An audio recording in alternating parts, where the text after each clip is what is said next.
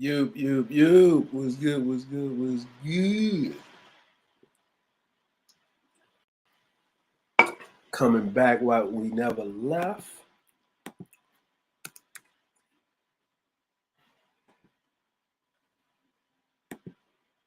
You know what I'm saying? Coming back like we never left. You know what I'm saying? Been a minute in this motherfucker. Woo! Been a minute in here. You know, man. Ain't been getting it in a minute. Been busy with life. You know, cranking it up. You know, happy Father's Day to a bunch of people. We're gonna let some people come in for a minute. You know what I'm saying? Um, just doing the do. You know what I'm saying? But see some people come in for a second.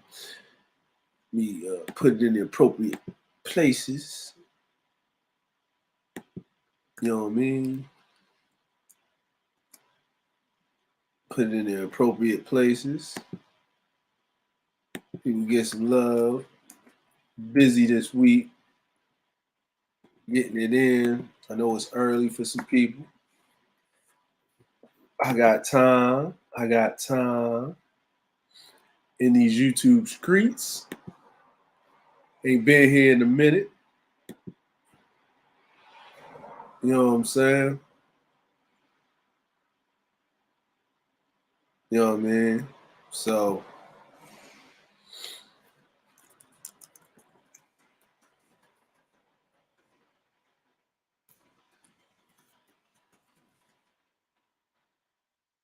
you know what I'm saying? So, I address what I'm going to address in a second. Just throwing this out there for everybody. You know what I'm saying? You know what I mean?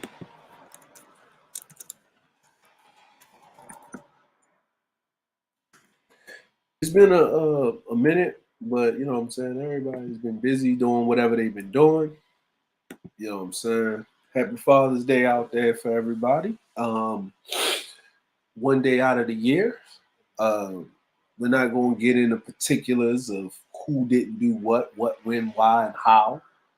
But nonetheless, to the men that are out there doing what they need to do, whether they are blood related fathers, mentors, leaders, or so have you. Happy Father's Day to you, and to all of you, grandfathers, uncles, godfathers, you know what I'm saying? Like way older brothers that took up the father role in the family as the provider, the protector, the wisdom and the voice of reason. Blood fathers that are in the homes, that are not in the homes, but have a direct connection to their children by any means necessary, any way, no how, and holding down the fort. We salute you. Here's a cold one for you and yours. Hey, happy Father's Day to you too. You know what I'm saying? Hope, you know what I'm saying? You know what I'm saying? Thank you very much. I'm getting on my beverage, so if I'm a little slurry, you know what I'm saying? They say alcohol make you tell the truth. You know what I mean? If you're drunk or you're angry, it makes you tell the truth, right? So I'm gonna speak some truth. I'm not gonna go in here. I'm gonna speak my truth. But appreciate it. Thank you. My children are grown officially. Um, I take it as a blessing for me and mine, for me and my children and my wife that we together. It was a joint effort. You know what I'm saying? Appreciate it, Warren G's here. You know what I'm saying?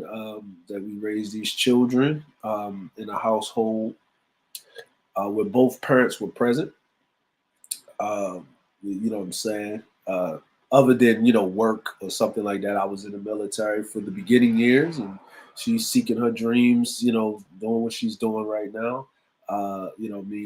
In her field, and I'm doing what I need to do. So sacrifices are being made on both ends of the spectrum. But on this day, let's recognize those men that do what they need to do and don't ask for much.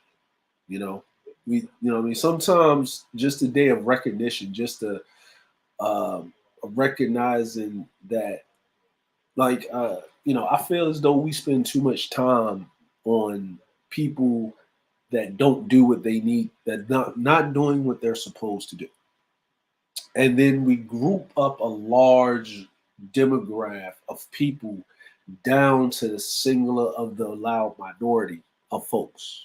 You know what I'm saying? And there's a lot of men out there that are fathers, and we always associate fatherhood with just your children directly, and that's no one has to ask, really, for the most part. Now, it does happen, who their mother is. No one actually has to ask that, because you're born, you know what I'm saying? Like, you know what I mean? Like, there are people that do have to deal with that. And there was a time, but in my generation, not that many people have to ask who your mother is. It's usually, who is your father? Your father this, your father that. But the other thing about that of being a man is that men imprint themselves on children. They can do it while they're in the womb, but we don't carry children.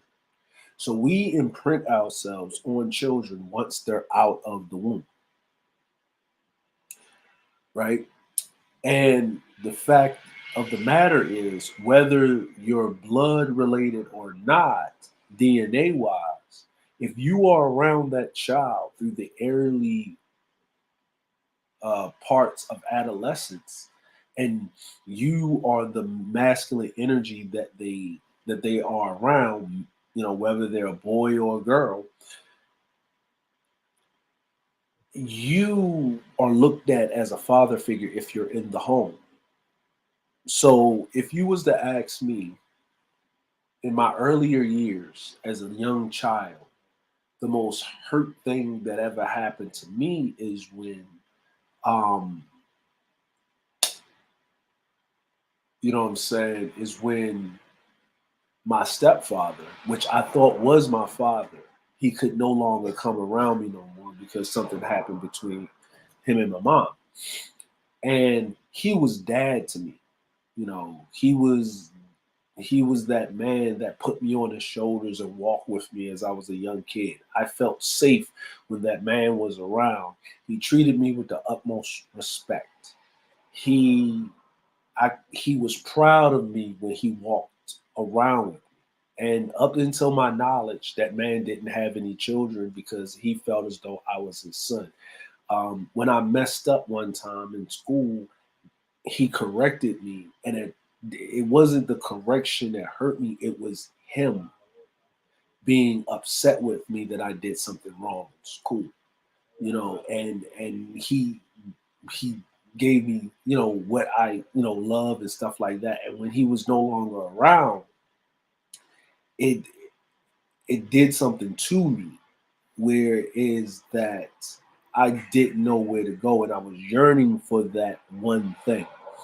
But fortunately for me, I had my uncles, I had mentors, but he was in the home, regardless of what was else going on, regardless of how poor and broke we was and stuff like that, and whatever. Everybody has their different circumstances. He himself was my first understanding of what a father is and what it could be. And then when I found out later that there was another man that was my actual father, to my eyes, that man was my father. Now, when I got older and he wasn't around, and then, I would see my cousins and they had their fathers around, I would put placeholders in there, but because um, they had different facets of fatherhood. But when you have someone that is there with you from you can realize that this person is a man and this is who he is and he's in the home and he's giving me direction, good or bad, stepfather, whatever, you'll learn that later or whatever. That man is yours. Now when you see them operating with other people, there's only so much they can give because they have to take care of them and theirs.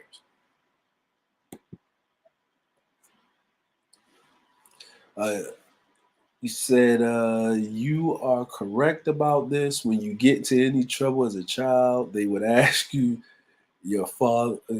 Exactly, exactly. Who your father is, right? And I think a lot of times we speak about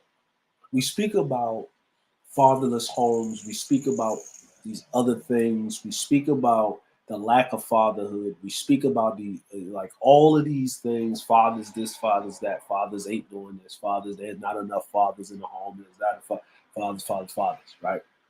And there's a myriad of reasons why that is. We can look at society. We can look at the state of men. We can look at who started what or whatever. But the reality is that while we're looking at the negative connotations 364 days of the year, can we on this one day at 365, on the 365 day, celebrate this one day that there are men out there that is worthy of the admiration and the respect of being a father and a role model? And then why don't we push that in the forefront to galvanize um, men to take their rightful place and be in a position where it's a job in which you would want by any means. What's the point of making six figures when you make this money, but what is it for?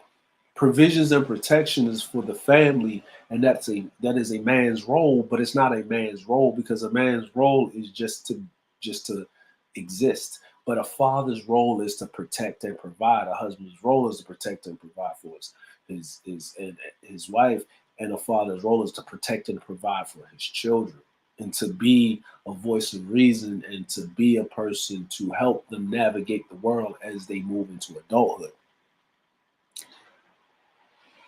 We sit up here and we go on diatribes and things for long periods of time about masculinity and this and that and femininity and yada yada yada. If you are a feminine woman when it's Father's Day, shut up and sit down because that is a masculine role. No, you're not a man, right? Men don't sit up there. There's single fathers out there. There's single fathers out there that are raising their children by themselves, whether they're widows, whether widowers, whether they have to take the children away from the mother, whether for whatever reason, there are single fathers out there, and there's single fathers throughout the world, but it ain't that many out there, uh, what I mean, in Western society like that because of the way things are. And this is after a certain period of time. What I mean? And I'm not talking about black folk. Okay. I'm talking about the greater demographic of folk that are in Western society. We're talking about our light skinned Americans, our palm colored folk, right? You know what I'm saying? But what I mean by this, by saying is this, and there was really more single fathers running around, you know, prior to the Great Depression, prior to certain laws being passed. Okay, so usually, if we go back in history, children were the property of the father. That's why you would always hear those stories about the evil stepmother. And you would always hear those stories or something like that, right? Because the mother would leave or the mother passed, what I mean, or whatever, because that was that, right? People do whatever they do. The roles have reversed. It is what it is. But let's stick on point what I'm about to say. And what I'm about to say here is this. What's going on, Nadia? Hey, I'm drinking this drink, Nadia. I feel it in my shoulders. Hey, Juan G's told me that the bridge to 95 collapsed to Jersey. What's going on, Nadia? What's going on over there? What's going on? Hey, man. Hey, y'all truckers stay safe. Hey, you know what I'm saying? But on this Father's Day, let's celebrate the men that are out there doing what they're doing. As a father, we don't ask for much, right? Here's the perfect Father's Day present you can give. Perfect Father's Day present, right? What's going on, fam? What's going on? You know what I'm saying? Hey, man, have fun at the hot springs, bro. Um, Here's the first perfect Father's Day present you can get, right? Perfect Father's Day present that you can give, if you can do it. Make them breakfast, right? Make them breakfast. Unfortunately, the only thing on television on Sunday, sports wise, is baseball. If he's into that, right? NBA Finals is finished. There's no football. There's nothing. Make him breakfast. You know what type of drink he likes to drink. If he drinks, if he smokes too, you know what I'm saying? Get him a good sake if he smokes the herbals. If he don't, whatever. Right? And what I would say to you for that one day,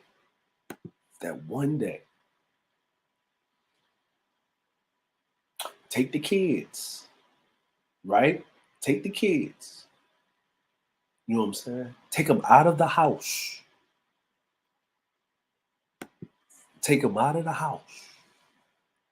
You know what I'm saying? In the afternoon, take them out of the house. Give them the Father's Day presents. Give them the socks. Give them the underwear. Give them the utility things that you know us men need, but we don't want to buy because we're sacrificing and we think it's a waste of money because bills need to be paid. Ain't nobody looking at these holy socks.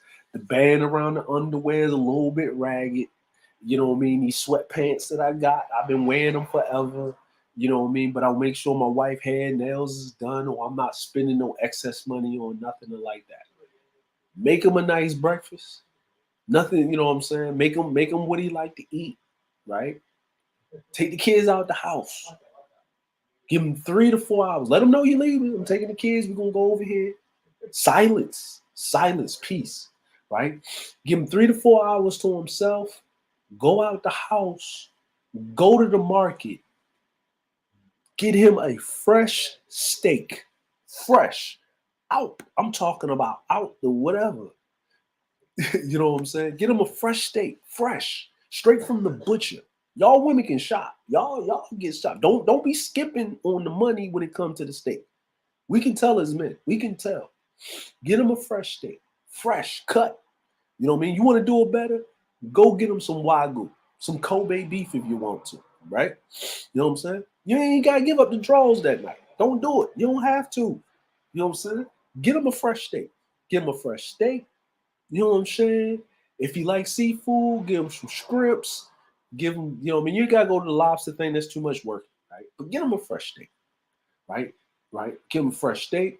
Give him some mac and cheese, something like that, right? Don't take him out. Don't parade him around. Don't have him in front of everybody because we don't like all that. We don't want all that. You know what I'm saying?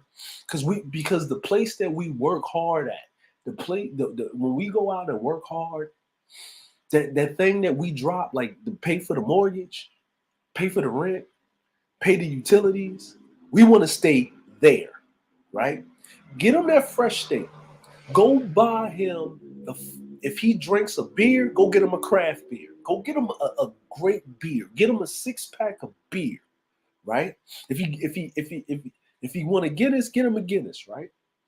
Go, if you can research where the best nail salon at, research what is the optimum room temperature to serve a beer at. Mother's Day, birthdays, anniversaries, oh man, he gonna show out because he gonna remember that you paid that much detail and attention to what he wanted or what he strives for or what he wants.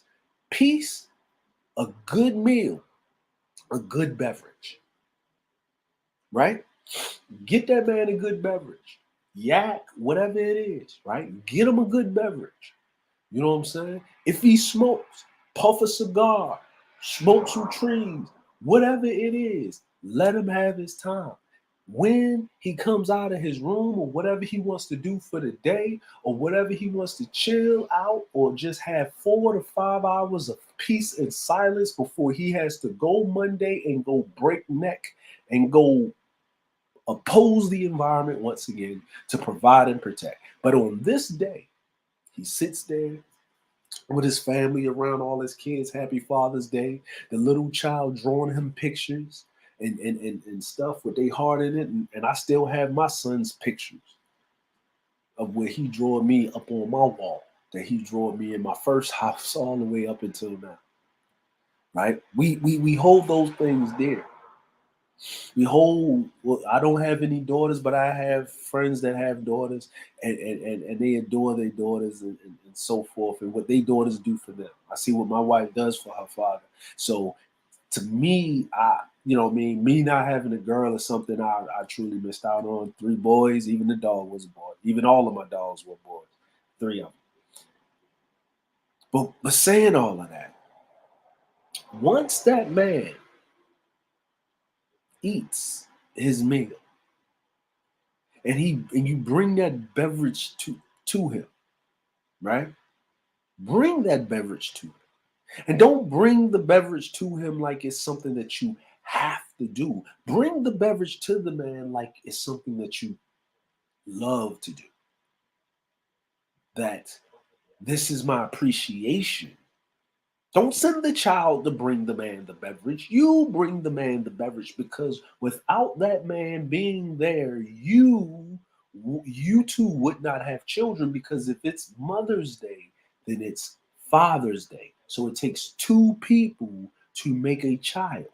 So you bring the beverage. The children have always given. They're showing their admiration by saying Happy Father's Day with a hug and this, and their health and their well-being. That's what we love. Just to say Happy Father's Day, thank you for life, Dad. Thank you for this. This one day out of the year that we get that. Really, we get that. Now, we may get it on our birthday. We might get it on Christmas. But on Father's Day, it is designated that we get some recognition from the reverence of our hard work, dedication. And when we want from our children is we don't really want gifts from our children. We just want them to recognize that, thank you, Dad, you're doing a great job. My children telling me thank you, Dad. My children grabbing me and hugging me and saying thank you, Dad. My children saying all of these things. That right there is the best Father's Day present. But what I'm talking about is the companion. I'm talking about the wife. I'm talking about the other parent. I'm talking about the person that I laid with to help procreate life, girlfriend, significant other, however way you want to call it, the other person that carried my seed for 9 months and made a likeness and made me a legacy in which no one can take it away unless I give it up and I'm not there for it. And for me to be recognized as a father for my children is to basically say that I was there in some shape, form, or fashion. So for that person, and if we in a relationship and I am a father, now if you didn't carry the seed, but I'm taking on the responsibility, once again, it is in your duty, just like it's in my duty, to do the same for you on Mother's Day, on Valentine's Day, on anniversaries, on Christmas, just because you breathing day, just because you mad at me, just because you having a bad day, just because I want to make sure you don't have a bad day, just because I want to make sure our relationship stays spicy, just because I want to make sure that I show you that I care, just to make sure I want to show you that I can provide for you. See those things that I just reached out and pushed out there? We as men, this is the day, once we have children or we are in a situation where we are being fathers and guiding children, on this day, give us our day. Give us our day. Give us our day. I'm not going to get into particulars of who identifies what. right? I'm not doing all of that. I'm saying if you are a father, whether they are blood related to you, but if you put your blood, sweat, and tears for provision and protection for those children to raise them as adults, and you're with your significant other, whether they're in preschool, whether they are infants, whether they are grown out the house and they have their own children, you became a grandfather, or whatever it is, please, please, please, you know what I'm saying? Thank you. See, depending on your location, DoorDash is offering 20% off of groceries and alcohol. See, look at that right there. That's cheaper than going out and taking them to all you can eat buffets. Listen, I'm going to tell you as a man, going out to a restaurant is stressful, right? Because you're looking around, you're looking at pricing. Even if they say get whatever you want, you know this is going to hit you on the back end. You know what I like? A home cooked meal. I like to see not a woman slaving over a stove, but a woman putting love and admiration into the cooking that she's doing, because that is just showing appreciation on how much she wants to keep the house. Health is wealth, and in your gut, you get your food. So just seeing her just care. And listen, hey, if you can't cook, that ain't your forte. That's not your thing, right? Call up his mama. Hey, it's Father's Day. Can you make him a plate? Can I bring over one of your dishes? Can you cook one of your dishes for him? Please, I'll get the ingredients. Something. Even if you got a DoorDash it in, don't matter.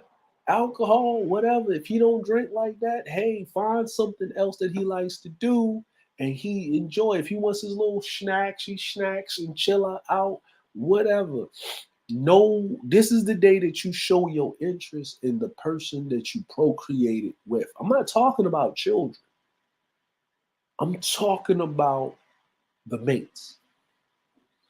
You know what I'm saying? Some men, they want their children around, they want their whole family around. But I'm just saying, just once the meal is done, once the drink is settled, right? And for the rest of the evening, what do you want to do? I remember that movie you was talking about, watching on Netflix. I remember this, that, and the third. Let's watch it. Even if you don't like it, right? If he's interested in it, if it's boring, drink a Red Bull, stay up. Watch it with the man. If he wants that, enjoy it. Let him go to sleep. You ain't got it. Hey, you know what I'm saying? And if you want to give him, the draws after that, hey, that's on you. But you don't really have to do all of that. You know why? Because that's work. That's more work for us. You know what I'm saying? Because if you didn't give him the draws, he wouldn't have been a father in the first place. Ain't that crazy? We don't ask for much as men. Men that are about doing what they're doing, about the work that they're doing, about getting things, being appropriate about things. And there's a lot of things that we need to do as men. You know what I'm saying? There's a lot of things that we need to do as a society of men. You know, and we could be a hell of a lot better. And there's a lot of reasons on that. But let's just talk about on a level of understanding of where we came from and where we at now. I notice looking at my children that the differences between me and them in certain aspects as I get older is that me being in the home, you know what I'm saying? And yeah, there's a lot of things. Hey, I ain't perfect. Hey, there's a lot of things I could have did better as a father, you know what I'm saying? because we all have that. You know what I'm saying? We all have that. But just by me being present, they are more well-rounded, and there's certain things that they do that are remarkable. You know, and I take it to the men that helped raise me, because it takes a village to raise men, because one man don't know everything, right? And that is true. It takes villages to raise children, right? And everything that I learned from this man and that man and my uncles and my father-in-law and my cousins that were way older than me, and mentors and people that I met professionally, and people that are older than me that I really do respect. I got a brother in here, Mason the Emperor. I've been knowing him for 20 years. Actually, next month will be 20 years of me knowing him.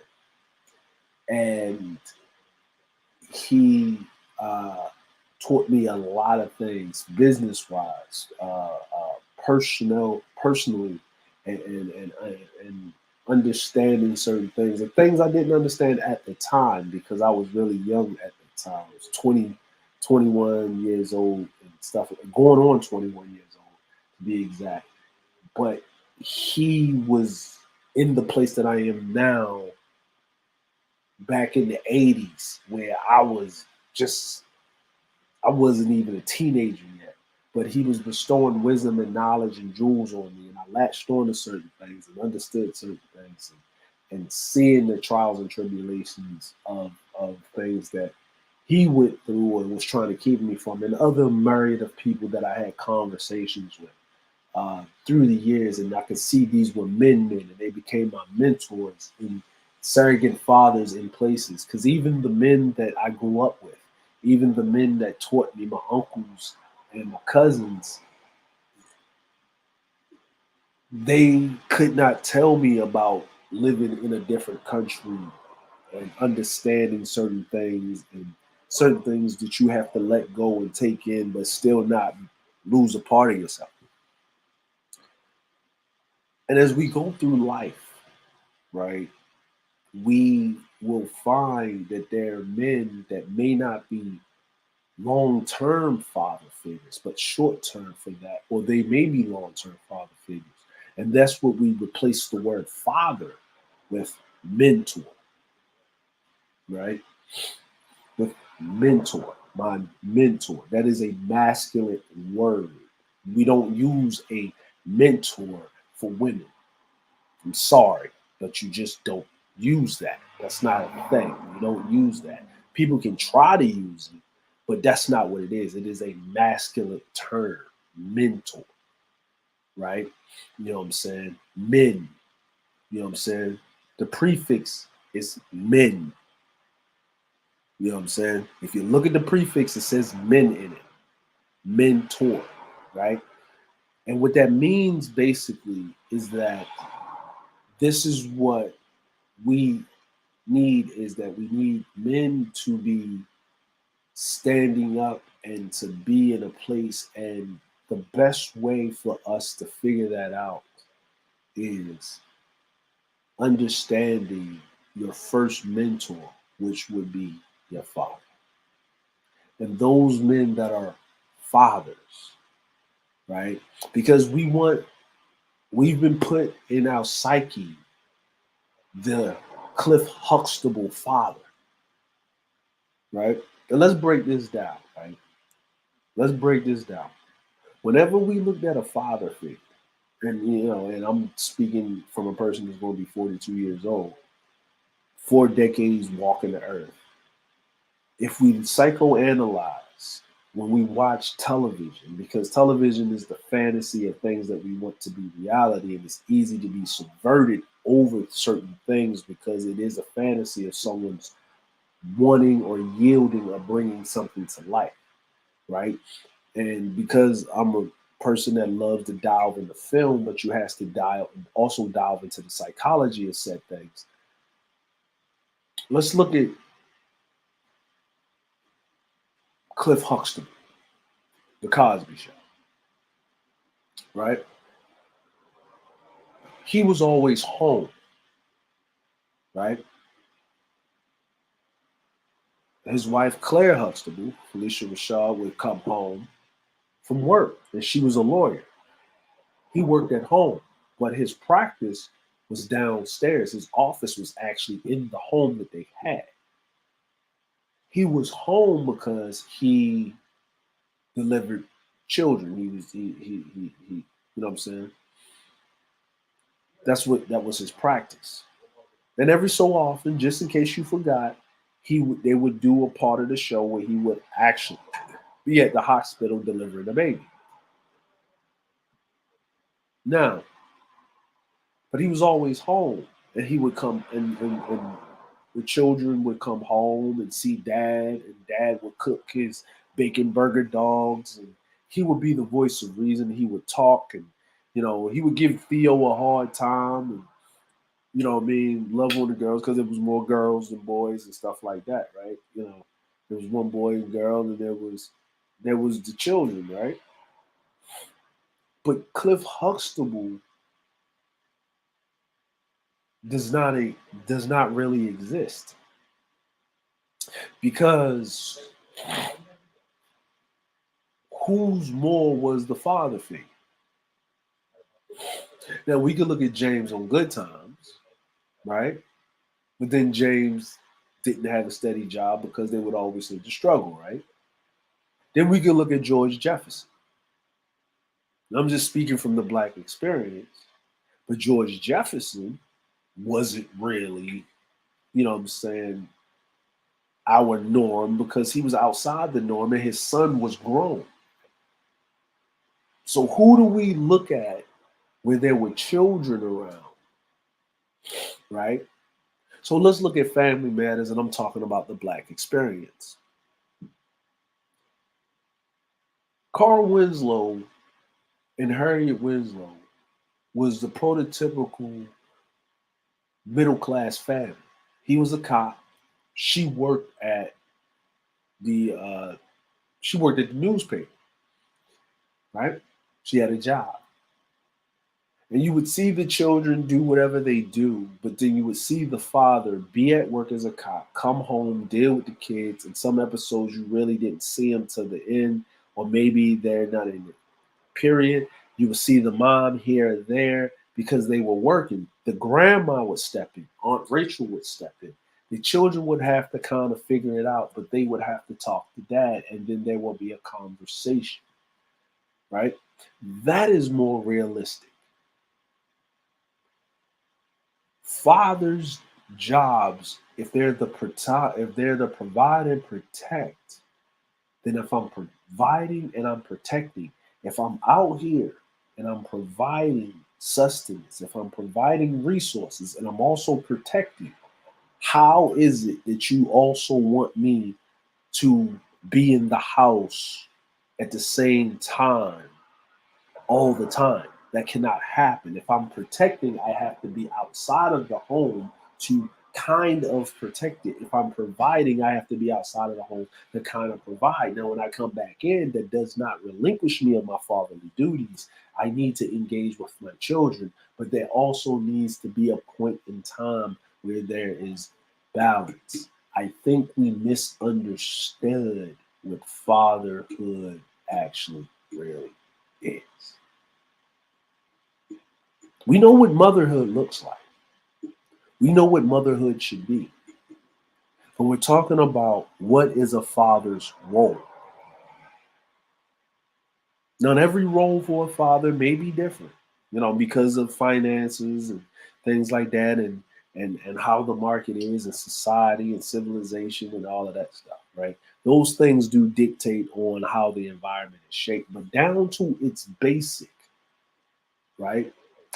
If I'm out here providing and protecting, if I'm providing, if I'm protecting, right, then that is the duty as I am a father. If I don't have to go out there and protect, and if I don't have to go out there and provide necessarily to that degree, then yes, in the modern day, you don't have to protect to that degree, like in ancient civilization or the turn of the 20th century, so forth. right? Because we have civil service, police officers, firefighters, paramedics, things of that nature, right?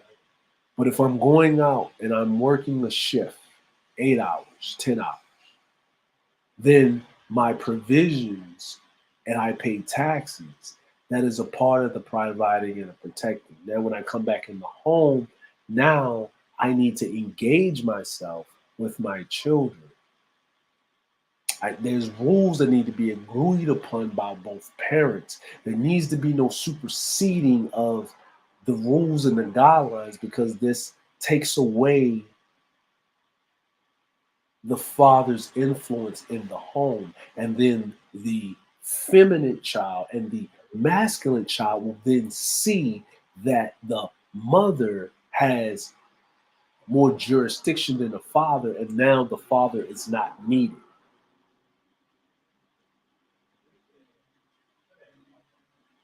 See, I grew up in a time where I would watch, even though I did not have a father in the home with me and my mom, but I would watch my cousins when I would stay with them over the summer and for weekends. And my cousin would want to do something. If my aunt wasn't sure, but she wanted to say okay, but she wasn't sure, she would say, "Go ask your father." And I'm not talking about those homes without a father present. I'm talking about the homes with a father present. Let me talk to your father. You know what?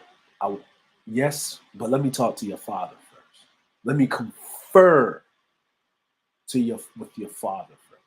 That is a powerful statement. We don't get that anymore. Not a lot. And if we do, people are not talking about it. But for those that are reverenced and respected, that are openly celebrated, that is happening.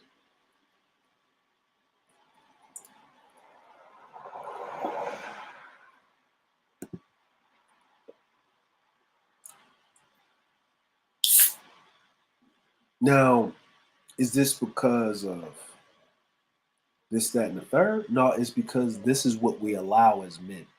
Has nothing to do with women per se. It's because we don't want to put in the hard work and the dedication as men to be proper fathers. We don't want to look at the example of proper fathers. It's a thankless job. Hence, we have a day to try to recognize fathers. And what I mean is try,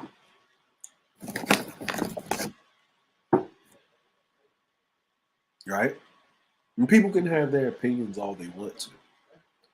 But at the same time, facts are facts. If you have a father and you have a good relationship, I'm not saying go out there if your relationship is frayed, it's not, hey, to each his own. But I'm speaking to those that have a father. It is 20 minutes to 10 p.m. on Sunday in Japan. And that would be 9:40 p.m. It is 8:40 a.m. on the East Coast, 7:40 a.m. Central Standard Time, 6:40 a.m. Mountain Standard Time, 5:40 a.m. Pacific Standard Time.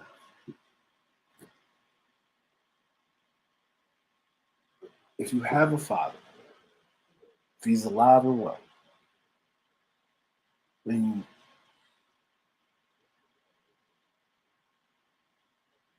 call him up when he's up. Go see him if you can, if you're within reasonable distance. And just let him know Happy Father's Day. And I appreciate you.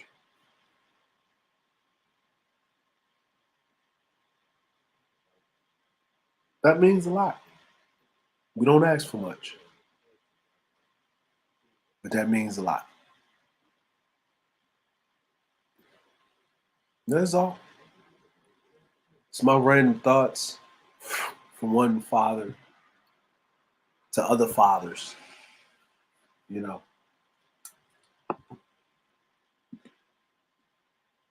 And I appreciate all the fathers out there that are doing the best they can with what they have. It's a wonderful job. It's a gracious job. Out of all the jobs that I had, the most fulfilling job is me looking at my kids and feeling blessed that I have a relationship with my sons, and they can tell me that they felt this way or that way, and I accept all of that. But I know that I tried everything possible to do the best that I could, and there's a lot of things I could have did right. I could have did better. You can always do better. And there's a lot of mistakes I made along the lines, but the major ones directed directly towards them, I tried to curb those as much as possible.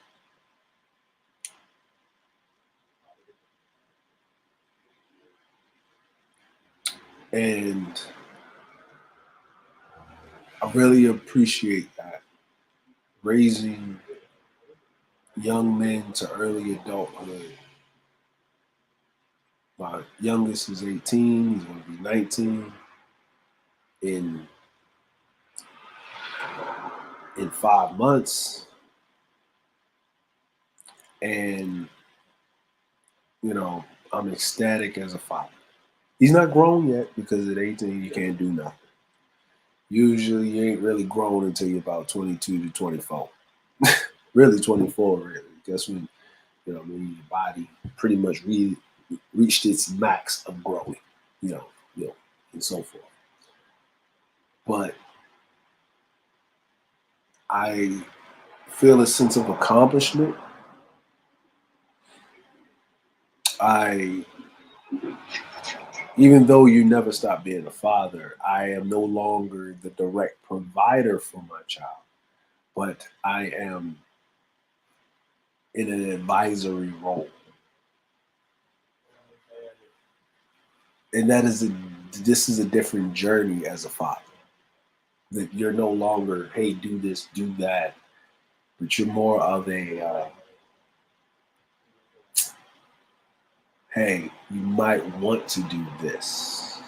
It's you're giving advice, and now you're dropping lifelong seeds and jewels and sayings and things and wisdom and nuggets and things like that, and because they have to go out on the world and figure it out for themselves. So for the fathers that reach that point,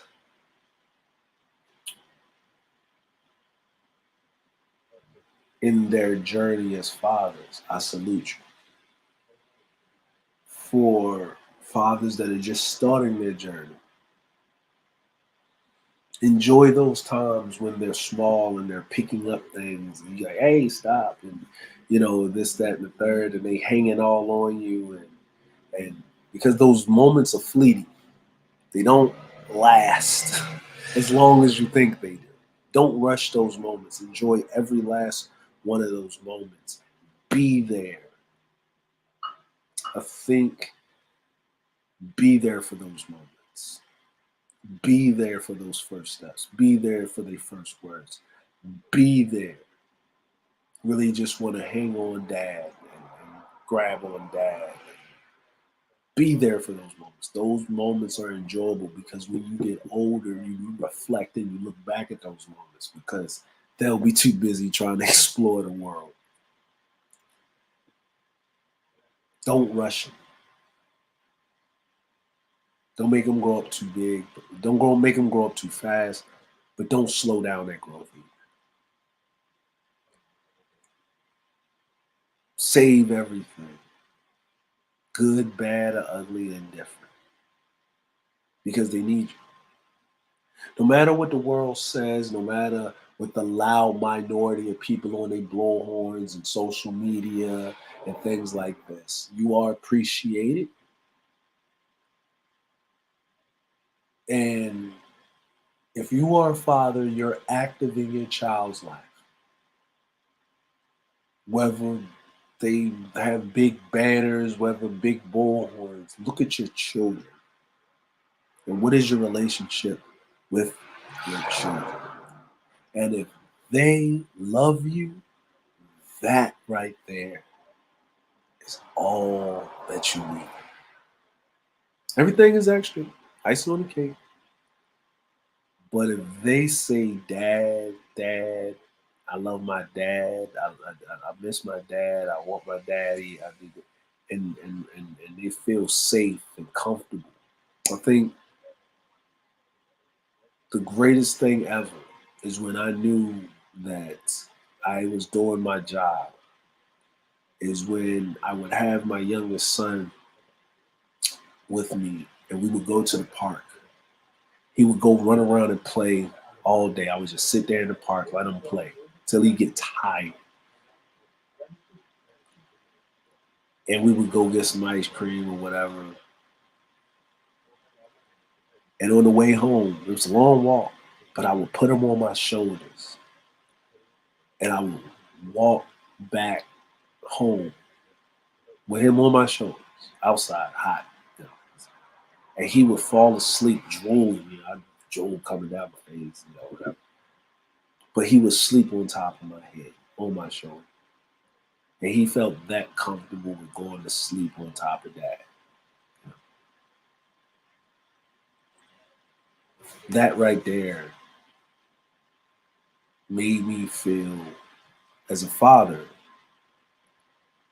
a sense of accomplishment that he feels this comfortable and safe around.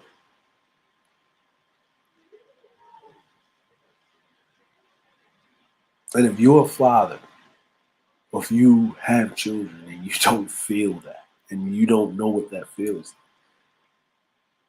then what are you at this point in time really doing? Because you knocked out the first part, you made a child, you got you were good enough for a woman to pick you to conduct an act of procreation. Now that the act has been executed, what are you doing now in reference to the equation being executed? Because there's many men that don't even get a chance to execute that act and be successful at it at the same time. You know what I'm saying? What's going on, man? What's going on, man? Happy Father's Day, bro. Father's Day has nothing to do with women, the mother of your children. It has everything to do with your children saying thank you for doing your job as a man. That's it.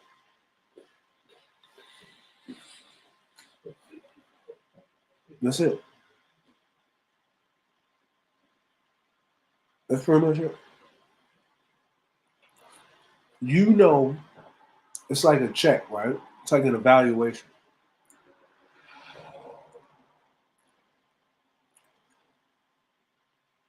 Are your children safe?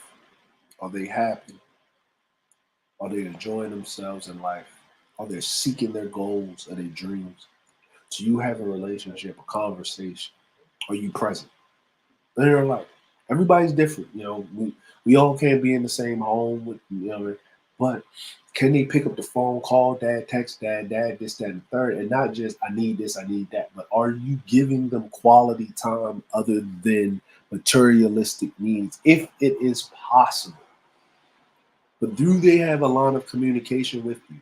Did you figure out a way, in spite if you're in a situation where you and the mother of your child are not in a relationship status, did you at least come to an amicable point of that situation where you can be in your child's life and have a conversation, spend time with your child, just be around your child? And it's not on Father's Day, it's the other days of the year, other than holidays, just because day. It's Friday in the middle of February. Let me go hang out with my kid. Have my kid come over to my house. Let's go do something. It's Wednesday. It's this, that, and the third. Hey, let me grab the kids up. Let's go. I'm gonna grab my kid up. Let's go. I'm gonna go ahead. Hey, it ain't no give you some time off. I'm just watching them because no, I genuinely want to have time to spend time with my kids on a regular basis. Those things come into check, and to see if you're doing what you're doing for your kids or your child. Father's Day is that evaluation day.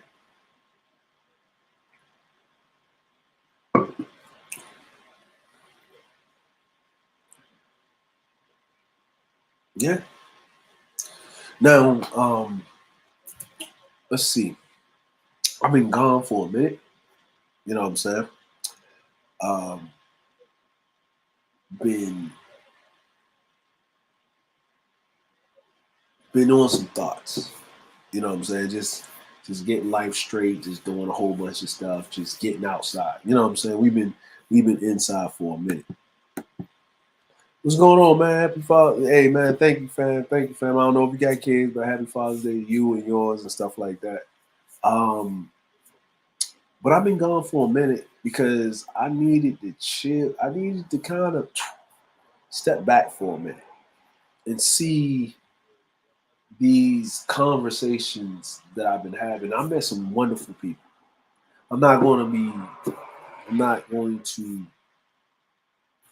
put my attention on the people that I would rather not mention. But I'm talking about the wonderful people out there that I've met from first being on a live stream in 2018. Now it's 2023. We in June, and it's halfway. We're at the halfway point before the year is over with. Before we look in 2024, staring, just blanking eyes. Right? It is going outside season. I said this like last May. Take your butt outside. And I think maybe it was a year too early. Things are still trying to. Economy's kind of off a little bit. Things are expensive. Things are getting high. Gas going up. Things are just messing up. You know what I mean? They're kind of leveling out, but hey, more the same. Right? But what I would say is take your butt outside, start dealing with people in real life.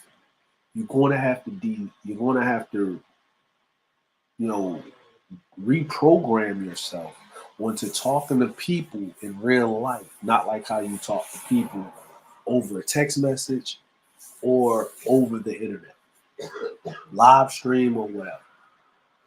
As people are hypersensitive because they couldn't go anywhere and they had to look at the boob tube and they're on one side or the other, extreme right, left, or whatever, or however way they feel. But people need to learn the art of conversation and tone. I was talking to my homeboy CJ, and he was telling me the same thing. It's not what you're saying; it's your tone on how you say it. And I had to step back and take an evaluation of that, and he was right. And it's not me myself, just in general, but it's just period. Because when we're behind these screens, because we don't have the threat of being punched in the face. Facts, get out the house and get out. Exactly. When you don't have the threat of being punched in the face immediately, right? You feel that you can say whatever you say without the correct delivery, right? and with the vitriol, with the disrespect meter heightened. You know what I'm saying?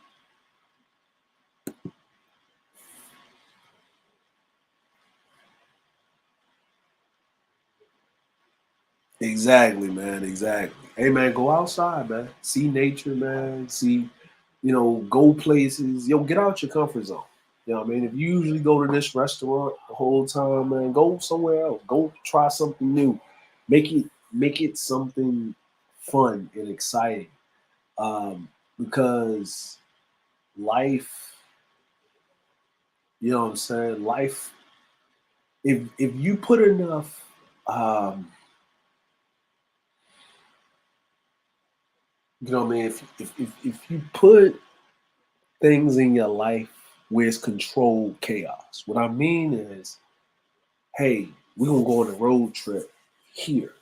We don't know what's gonna happen. We just gonna go on a road trip, or we gonna not go to the usual spots of Cancun or whatever. We're gonna take a vacation to a place over here, right? You know what I mean?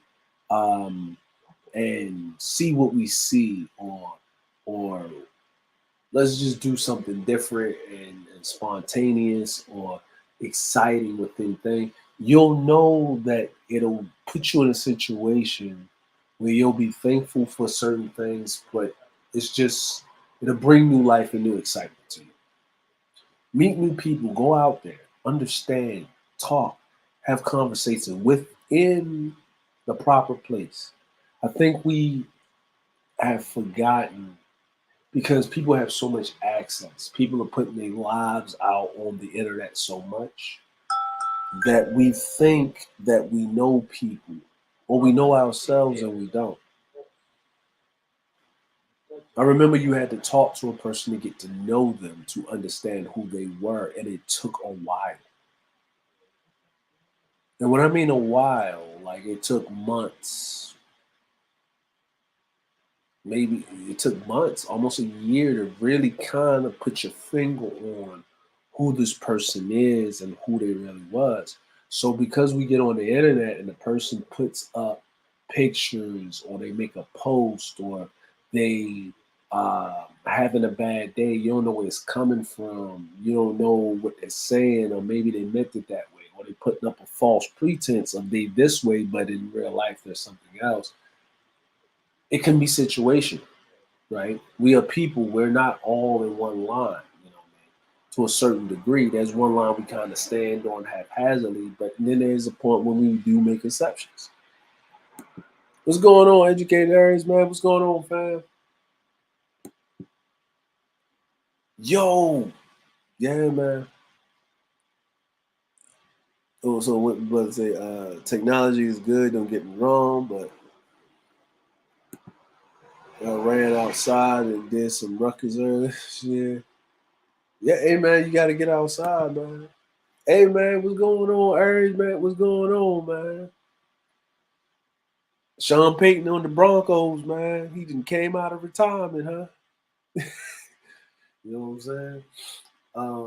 But yeah, man, is you know what? It felt great stepping back for a while. Um,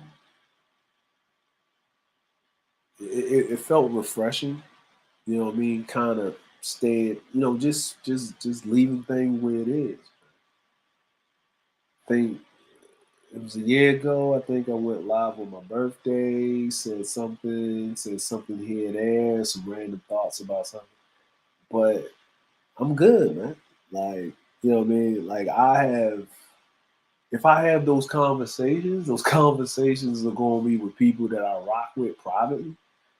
You know what I'm saying?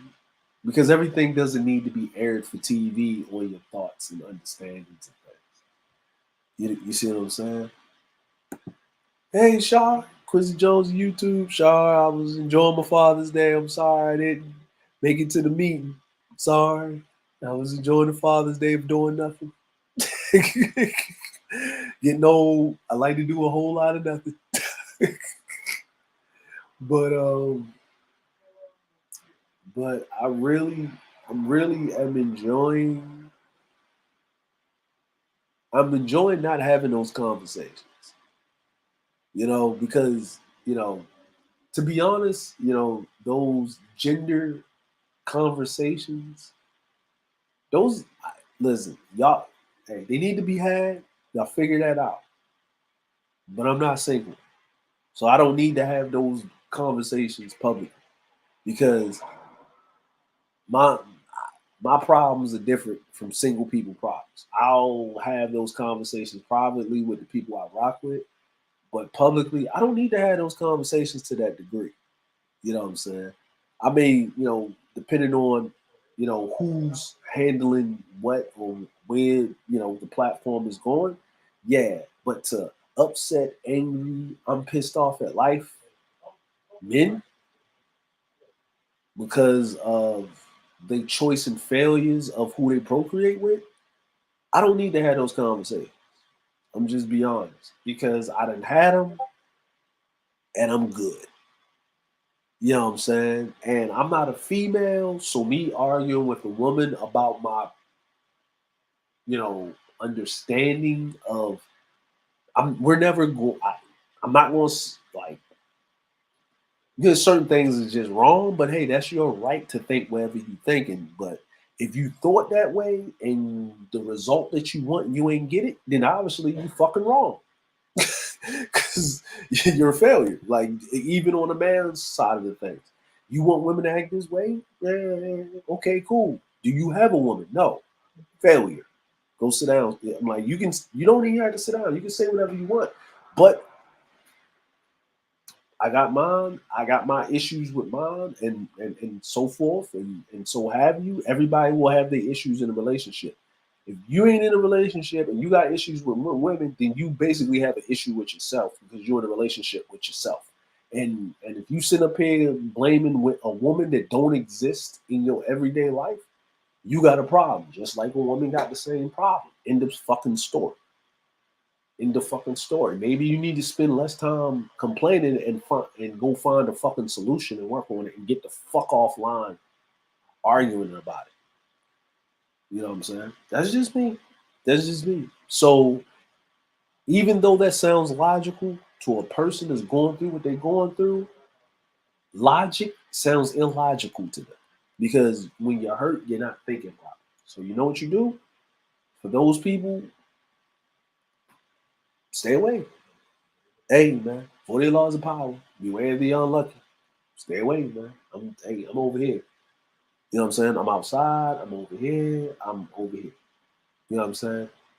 People that's married, hey, we can chop it up. We can talk about a myriad of things because marriage life is different. Being in a relationship long term, cohabitating, that's, same, almost the same thing, just not legally bound on certain shit or whatever. But for people that are single, you need to have them. I don't need to have a conversation with a single person because you don't have a person that you are committed to. So our conversation is different, and everybody' marriage is different. So even what I mean. So my advice to you ain't going. You can't even execute my advice to the most part because it's a different thing. So I stay out of that. We can have general conversation. And if I'm a man, I'm going to be talking about sports. We might be talking about uh, social issues, far as policy, government, certain things like that, music. Certain things that we can debate on an opinionated fashion, for certain other things in life as what men would do. As women, we can have conversation. I have conversation with women about things all the time and stuff like that. And of course, it's going to go into that teeter with women, but I'm not going to go back and forth with a woman on a stance on certain things. I'll just say, hey, this is how men think, accept it or not. But having those conversations shifted because when I first came in, it was a conversation about gender things between men and women. That was about 5 or 10% of the conversation. The rest of the conversation was about policy, far as economics, far as political things that affect you on a daily basis as a man, not when it has anything to do with a woman. Sports, interests, things like that. When it shifted to 95% about Coochie, coochie, coochie, vagina, vagina, vagina, 305s, octanes, all these other fucking 304s, or whatever the fuck you want to call it. There are women, there are wives, and there are hoes. The empress, the courtesan, and the concubine. That's it. Three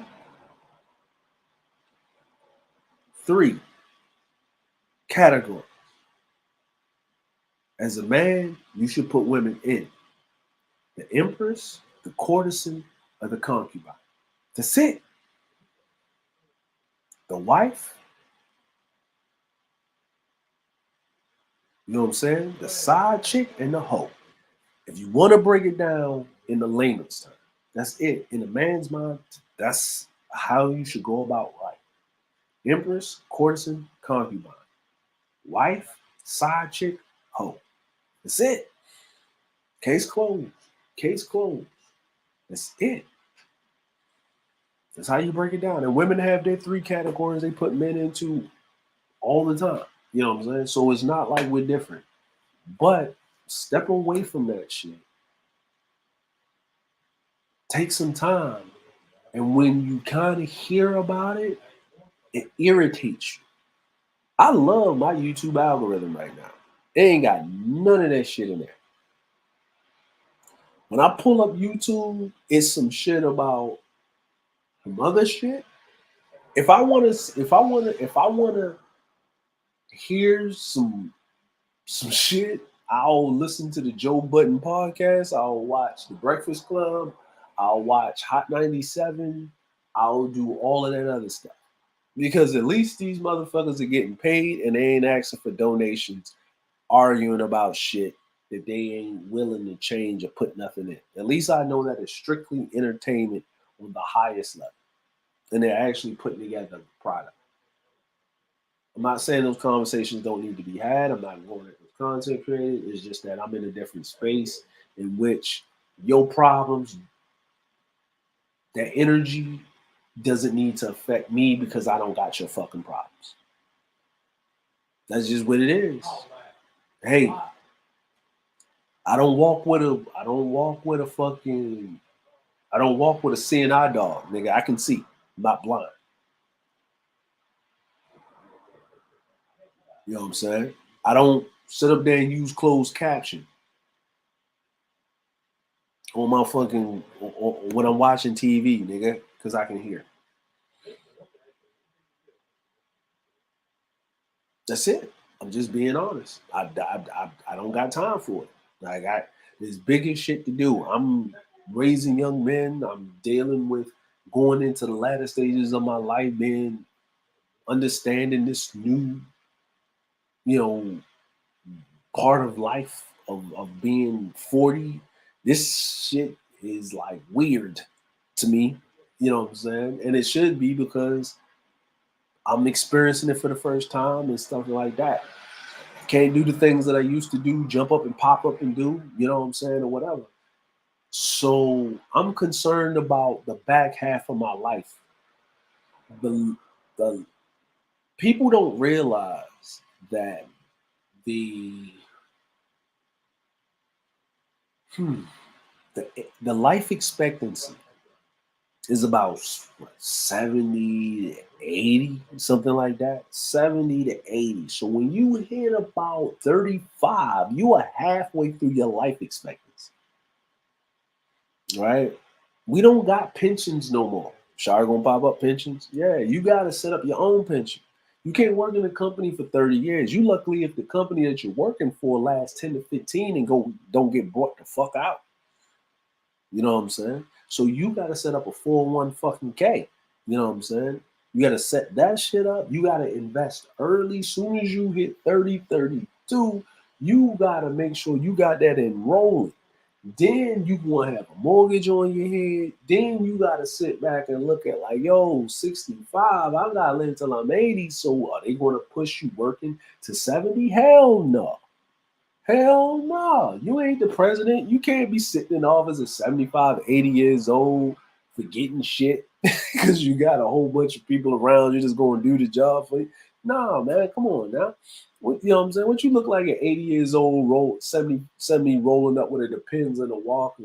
You know what I'm saying? The Walmart talking about welcome for your service, smelling like hot shit. Nah, come on, man. Let's be real, right?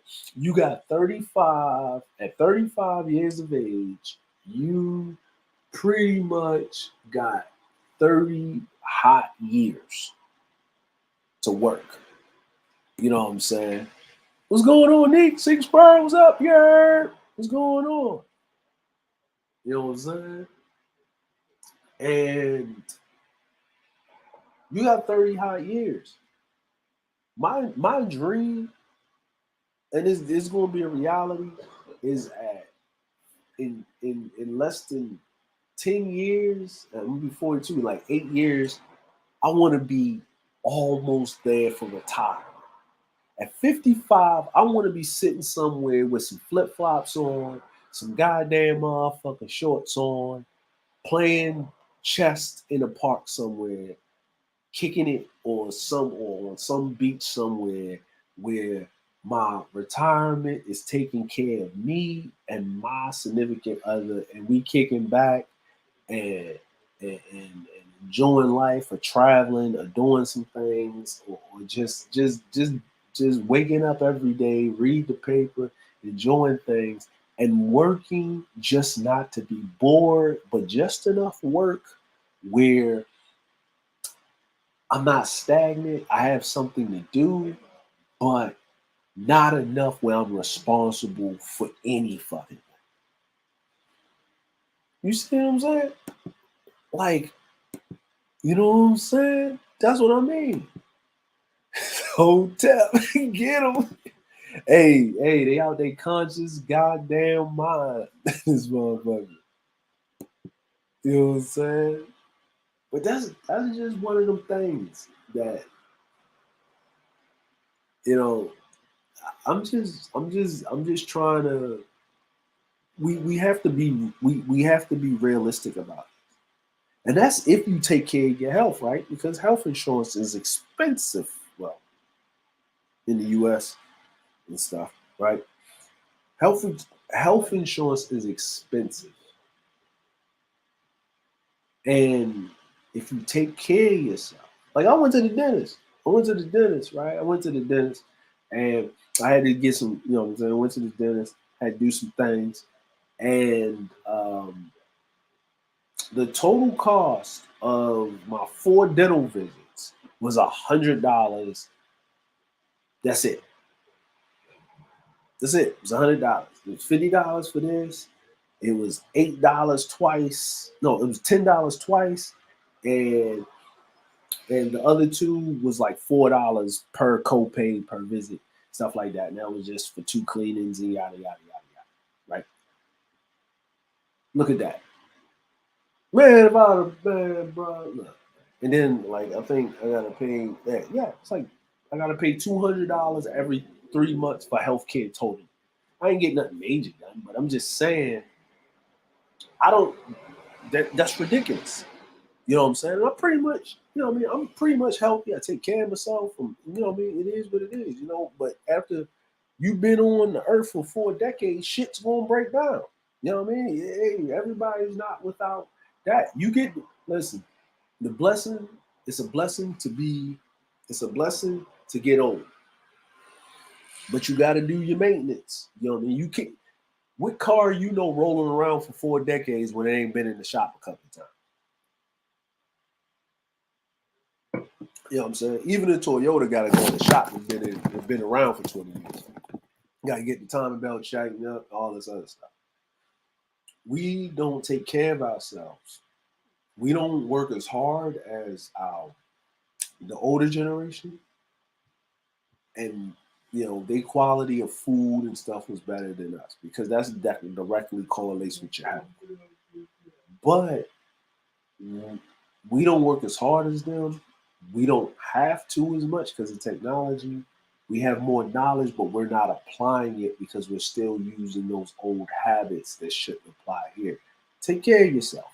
Eat right. Eat right. Now, if you can't afford it because things are expensive, then maybe you need to cut out the unnecessary excess bullshit and invest that into yourself, which is your health.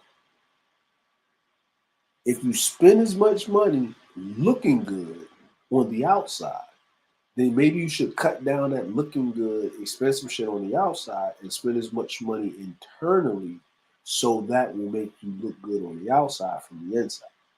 Because there's a lot of people walking around where the outside look great and the inside look like garbage. You know what I'm saying? The inside look like garbage. You know what I'm saying? So I'm just saying, take care of yourself. Once you hit 30s, once you hit 35, you pretty much looking at half your lifespan. And once you hit 40, you pretty much creeping up on that hill and you looking down on that motherfucking drop. The drop is great. You know what I'm saying? It's not a quick one if you take care of yourself. If you take care of yourself, it's not a quick one. It's a slow descent down. It's a slow descent down. And that's what I realized. So while I realized that, and I'm pretty sure a lot of people that are in their 30s or whatever in those spaces, what are you doing with yourself? How are you making your situation better? What are you doing to improve the situation? And once you hit around that mark, now you become the elder, you become the unk, you become that person. And you can no longer blame the older generation because now they're in their 60s and 70s now. So the world now belongs to you in your 40s and almost early 50s. And from your mid 30s your to your 50s, the world is yours. So you put in policies and control that. So what are you investing your time? If you feel that strongly about something, what local branches of government are you going to? What influence are you putting in? What drafts are you building up?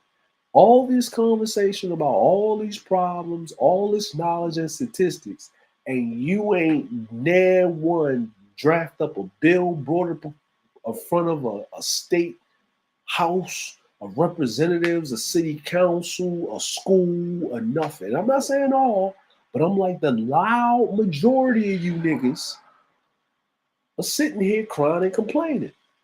Go do something about it. If not, shut the fuck up. Or I just don't gotta listen to your ass. And you know what I realized?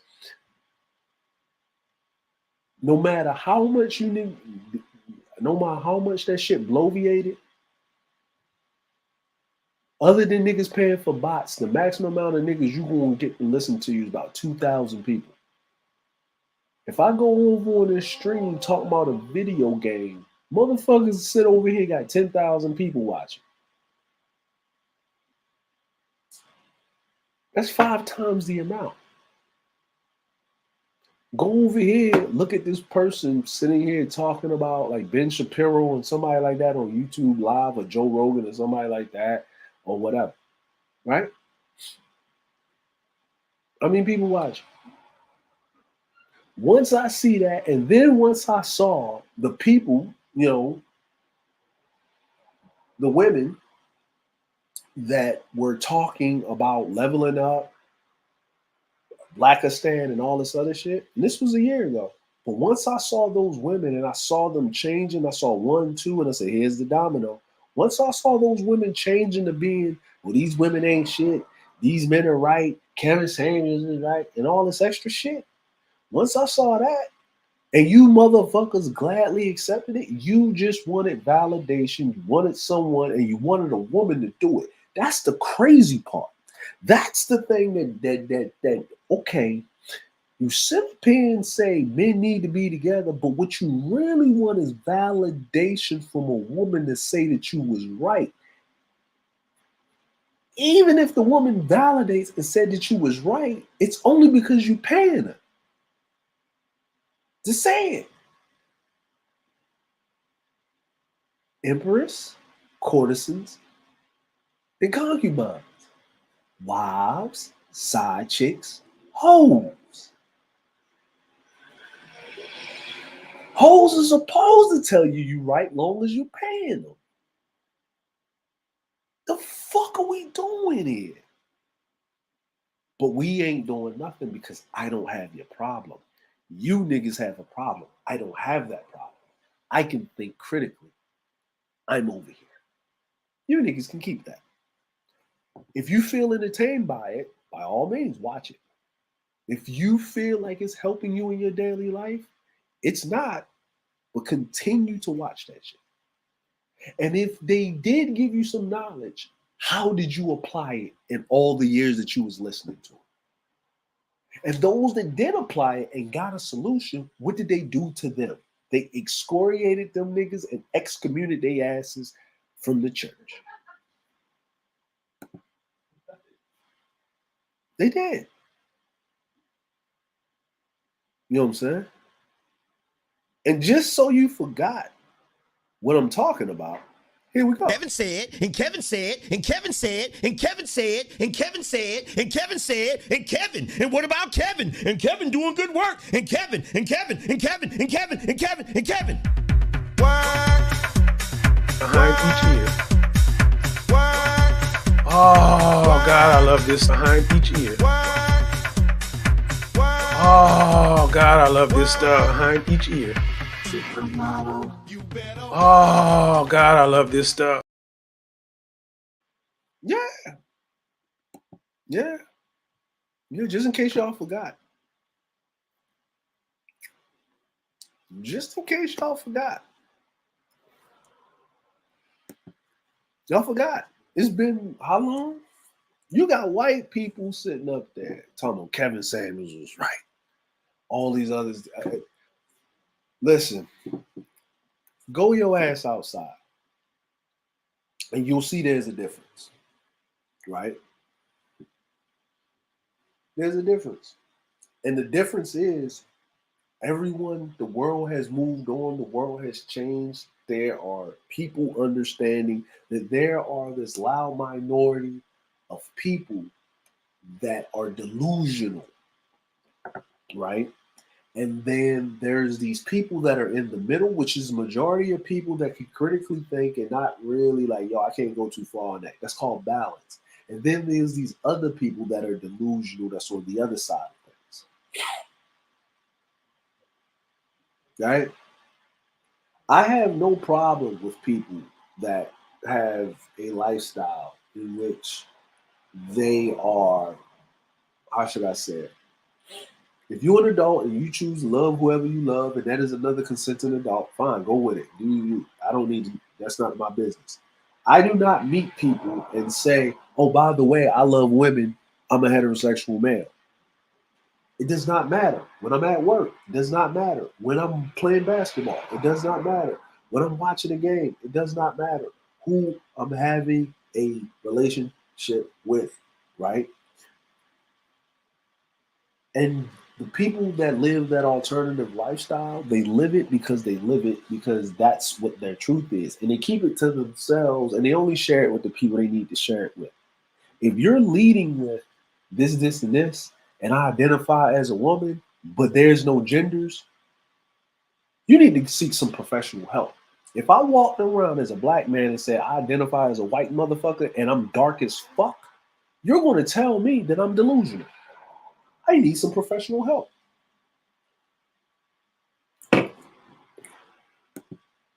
So why wouldn't you need professional help? The chick, Rachel, whatever her name is, she said that she identified as a black woman. She became the president of NAACP. She is transracial. Everybody looked at her like she was crazy. But it's okay for a dude to put some titties in, go race with girls, and get scholarships and shit.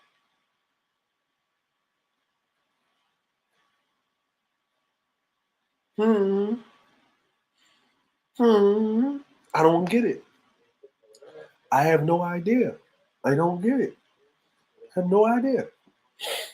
The greatest conqueror of the known world was Alexander the Great. And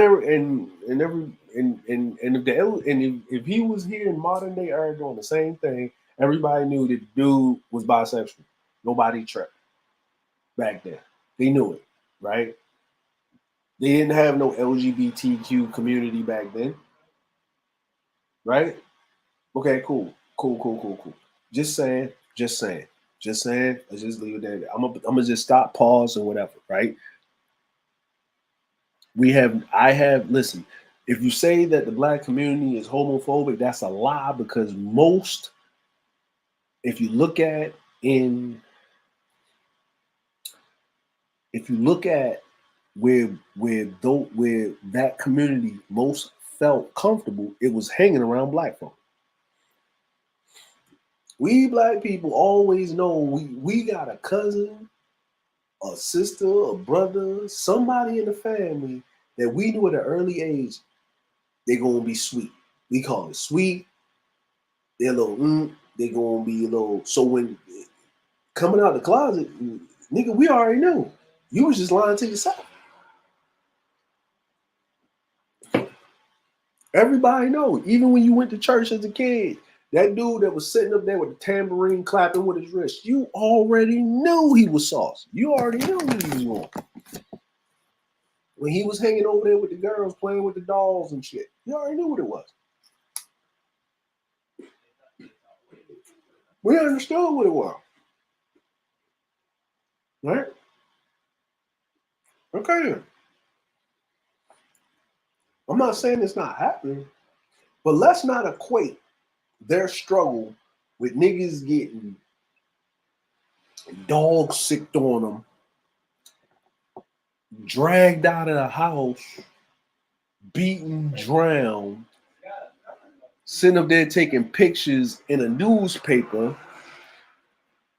What's the last community? What's the last major communities of gay people that got firebombed and all this extra shit? Black Wall Street? Did they have gay Wall Street? I don't think so. So I don't want to hear that shit to that degree of that. And then for you to get preferential treatment over the precedence of most black people, like we can't get a law passed for niggas to leave us the hell alone and be treated regularly.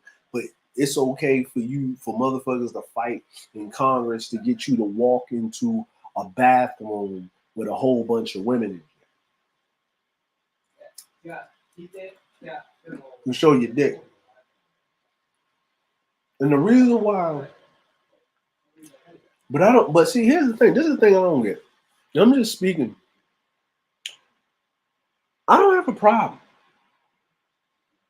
If you, man, it takes some guts to walk down the street, and if that's your truth, hey, go ahead, do it. But this is my thing. I see an argument about these trans women, that's what one called toast ovens, going into the bathroom with women. But I don't see a long line of trans men walking in the bathroom using the man's bathroom. I don't see that. I don't see the argument there. I don't see them fighting to use the men's bathroom. Where's the long line of trans men? You know what? I don't see. If we know that 80% of the WNBA is gay, I have never heard a discussion of them sitting on Capitol Hill arguing with congressmen about women, about trans men, or them that identify as men, breaking down the doors to go in a women's bathroom, in a man's bathroom. This is very interesting. You're right. I don't see it, right? Don't see it. Don't see it. When has the last time you seen a group of trans men decide they want to sit up there and read stories in front of little kindergartners? It's always men in dresses that want to read in front of kindergartners from that community, right?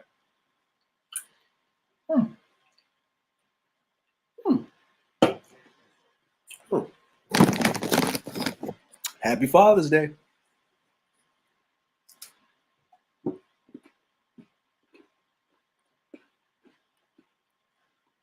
I'm not sorry. Here's another thing. I don't see trans men arguing with the judge to send them to the male side of the prison when they go to jail. I don't see that. Never heard of that.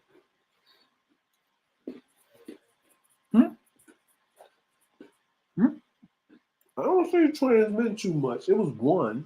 It happened. I don't see trans men too much arguing to compete against men in sports.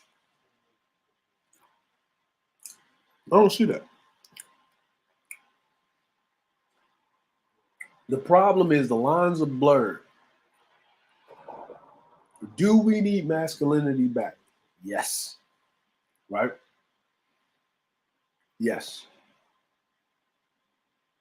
The world has become illogically feminized. And when I mean illogical, I'm not talking about the women that are women. I'm not talking about the women. I'm not talking about I'm not talking about the mass majority of women that carry their femininity. I'm talking about these imposters that want to run around and snatch away the femininity of women that are feminine, that are women that are doing what they're doing. You can identify what you want. I want to identify, you know what? When I walk outside, I want to identify when I walk up to a bank and I borrow some money, I would love to identify as a billionaire with fucking over 800 credit score. Who wouldn't? But that's called fraud. Because if I don't have it, if I haven't earned the credentials to have it, then it's not me. It's called fraud. Let's just be real about that. Right? You're so comfortable about that. You know what I mean? Hey, if you want to identify as that, but don't be putting down women. Now women will understand they're under the attack. Right? And I'm not talking about our women. I'm talking about the white women that actually engaged in that foolishness. The loud majority with a blowhorn that has these social media platforms and these media spots. I'm talking about this ain't a black person issue, really. I'm just being honest with you. Because the people that's at the forefront of this, that's fighting this tooth and nail, that's the light-skinned American side. You know what I'm saying? That's the light-skinned American side. Or that's the... But I hadn't been forgotten, Joe. I'd been married a long time ago. Where did you come from? Where did you go? Where did you come from, Cotton Eye Joe? But I hadn't been forgotten, Joe. I'd been married a long time ago. Where did you come from? Where did you go? Where did you come from, Cotton Eye Joe? Cotton Eye Joe. Cotton Eye Joe. Cotton Eye Joe. Where did you come from? From Cotton Eye Joe. Cotton Eye Joe. Cotton Eye Joe. Cotton Eye Joe. Been married, Joe. Cotton Eye Joe. Cotton Eye Joe. Cotton Eye Joe, Cotton Eye Joe, Cotton Eye Joe, Cotton Eye. Where do you come from? From Cotton Eye Joe, Cotton Eye Joe, Cotton Eye Joe, Cotton Eye Joe, Cotton Eye Joe, Cotton Eye Joe. Yeah, you know what I'm saying? That's your Utahs. You know what I'm saying? That's your Utah.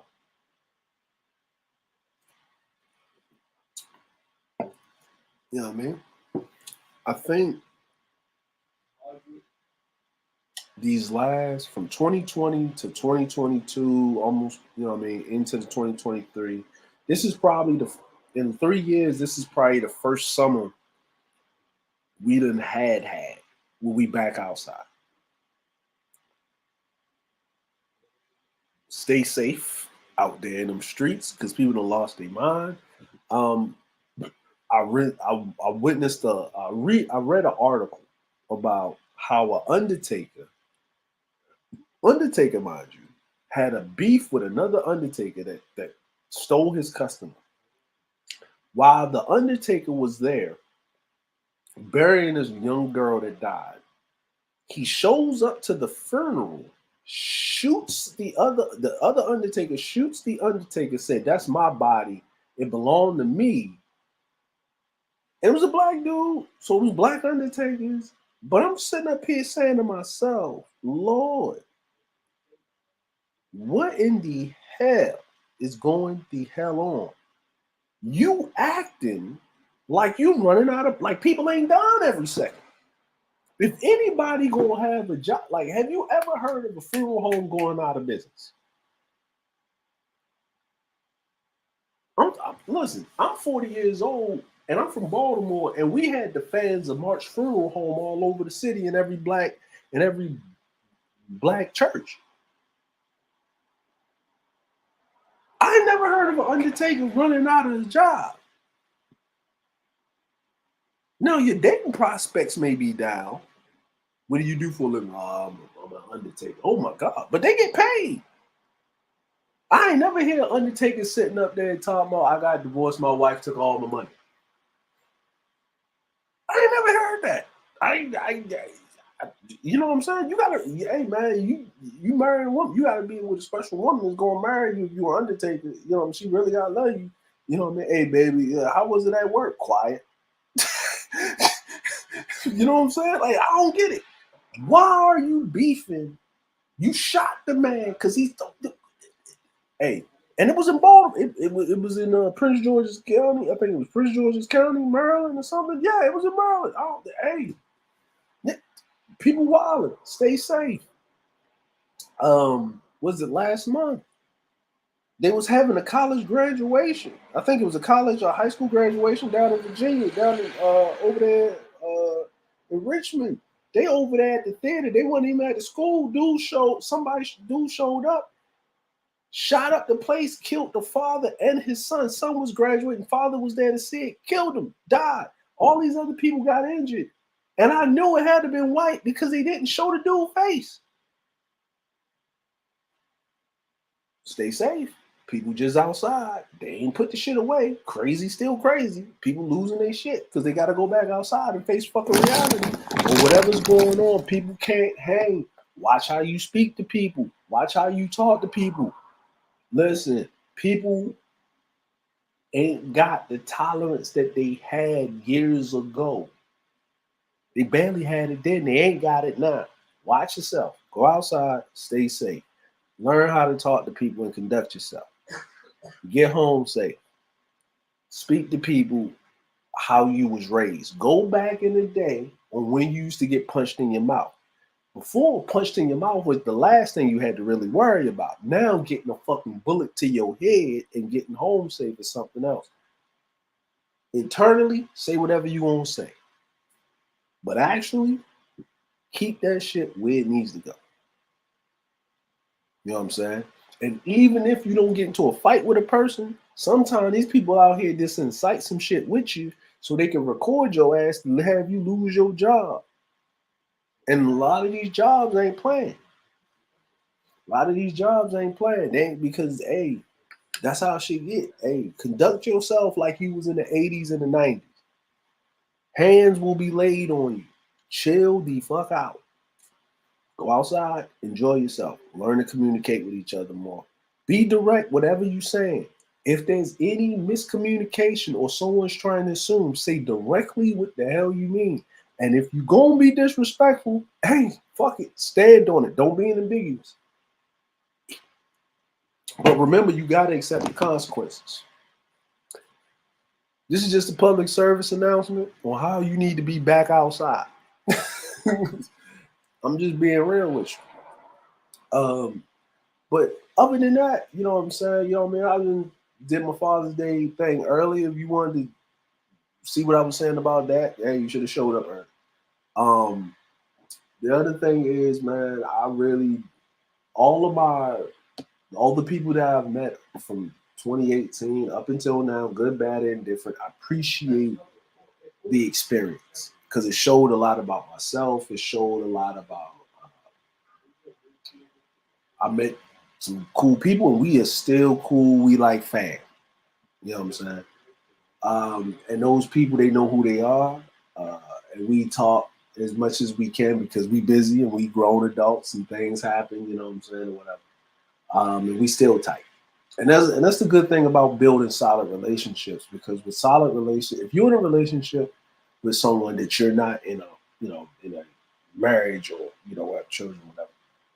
But if you're in a relationship with someone, and I mean a friendship, right? If you're in a relationship with someone and a friendship, if you build your relationship solid wise, you can go a couple of months or something without speaking to them because they're busy or you're busy or whatever.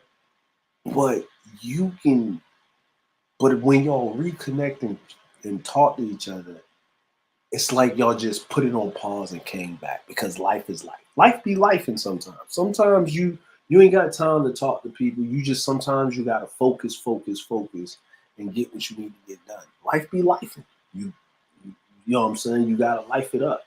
So in good, bad, and indifferent. Sometimes you want to ride where you just don't have time to allocate that energy or that time. And if you build that solid foundation, they know, hey, you good? Yeah, I'm good, man. I'm just busy. Oh, no problem. We'll get up whenever.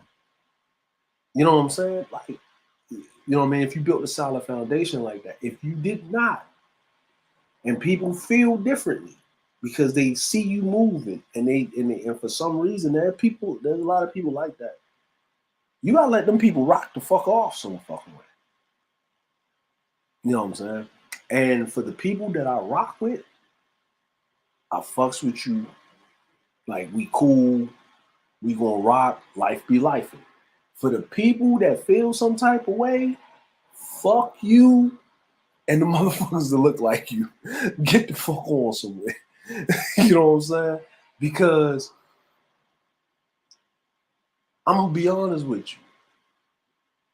There's 7.2 billion people accounted for on the planet, and if you don't fuck with me, I ain't gotta fuck with you. You know what I'm saying? But for the people that's solid, that's day ones, and we rock out, and I swing by and say what's up to you and yada yada squatter. Hey man, it is what it is. And if for some reason you start going in a direction that it is what it is, hey man, over the age, I figured this out. I found this out. Over the age of 40, I am not obligated to motherfucking enable nobody's ain't shitness. Loyalty does not hold no credence over my motherfucking, over my greatness or what I have as a standard. No, I'm not going along to get along with none of your fucking shenanigans or bullshit. If I don't fuck with it, fuck you. Because if you fuck with me, you already know what my fucking standard is. And if you decide to go down a different route, nigga, I'll be here when you come back or not.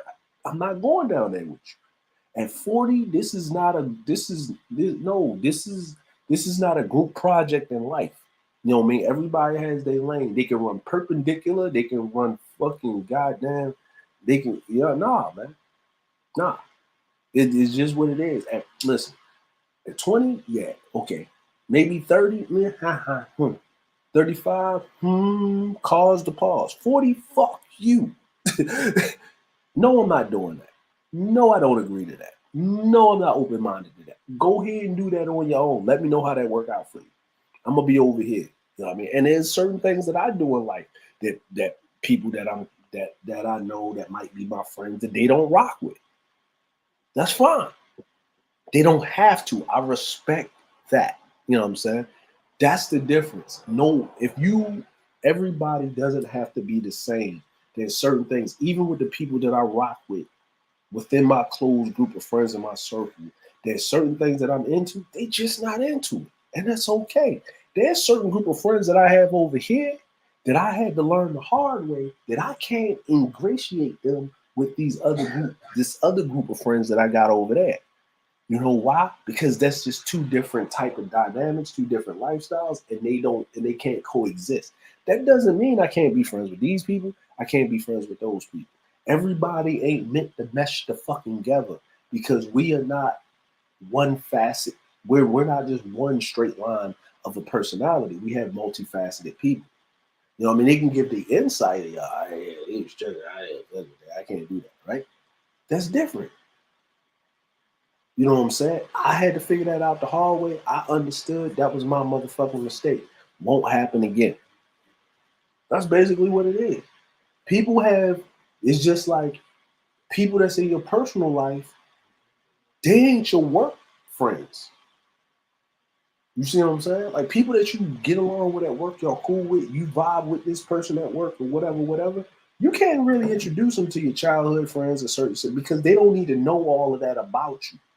Because your childhood friends or your friends that you met personally or in college or in high school or just when you was at that time in your life in your 20s and they stuck around, that's not you now.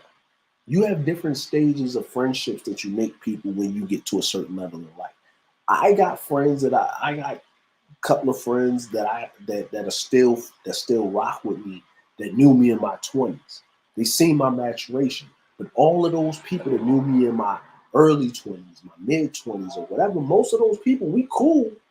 But we don't fuck with each other on that level because I outgrew them and they outgrew me. Same shit. The people that I rock with in my 30s, I still rock with them. But the people that I fuck with in my 40s are a whole different group of people because I'm a whole different person because I'm evolutions to this shit. And you need to understand that. You need to get that. And if you still rocking with the same people and you didn't rock with or bring around some type of elevation to your game as a person, then you need to reevaluate yourself. Get the fuck off of fucking YouTube. Get the fuck off of social media. You ain't got to do it for a long period of time, per se, but take a step back for a month. Take this summer, get the fuck off this bitch. Take a break. Take a fucking break. Take a vacation. It don't mean you ain't got to comment on people's stuff, like on Instagram, you got friends, or this, that, the third. But pull back a little bit. Go outside, sit in the park. Enjoy your life. Don't post every single moment on a fucking app to upload for the public to see your fucking life. Don't do that. Try it.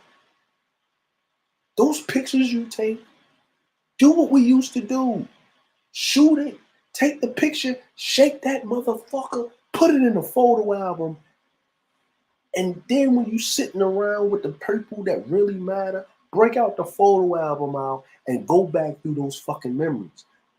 What if tomorrow Facebook goes down, Instagram goes down, YouTube goes away? Who are you as a person? Where are your friends at?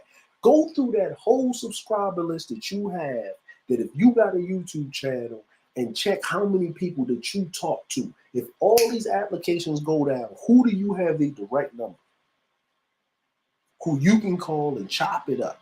You gonna really find you a lonely motherfucker.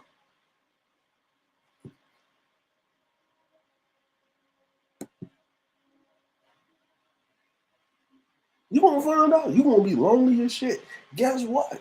I ain't been on this bitch really consecutively in a whole fucking year. And guess what's gonna happen? I'm good. I got my peoples that I chop it up to daily like I was chopping up before I found this bitch.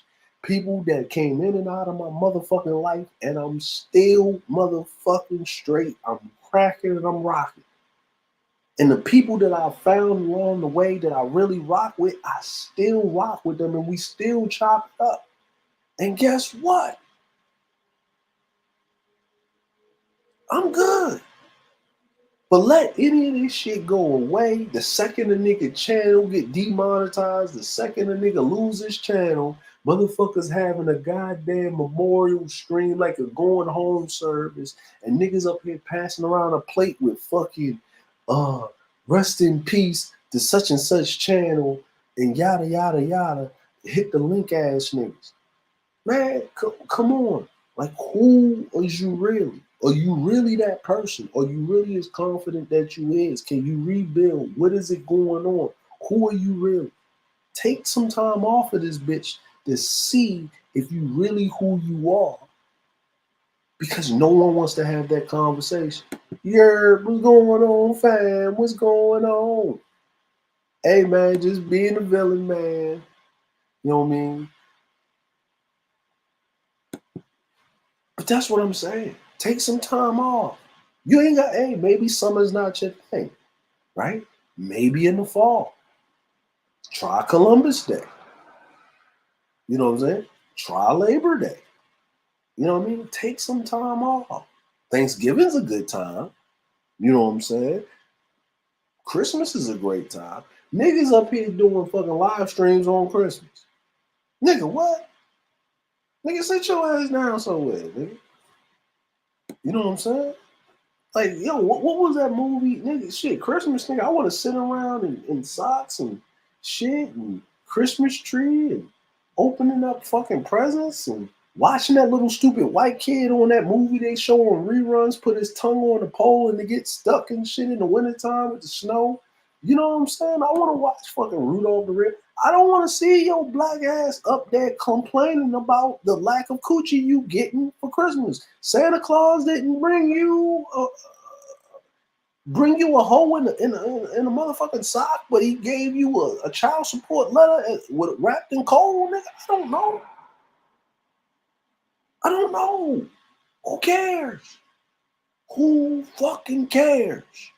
You're miserable. Keep your misery to your fucking self for at least a couple of while. Figure your shit out. Why are you miserable? That's all I wanted to know, man. You know what I'm saying? What is the direct correlation of your misery and everybody to fuck? The world is rocking. There's some happiness somewhere, nigga. It just ain't around you. And why? And why should I be around you? Why should I feed into it? Why should I pay you for you to continue to be miserable to make me feel miserable? Think about that shit. Right? Incentivization of the bullshit. Incentivization. Hit the link. Cash App. Super Chat. Incentivizing what? Maybe if you took that money, right? If you a nigga complain about child support, you should not be giving money on a live stream to nobody.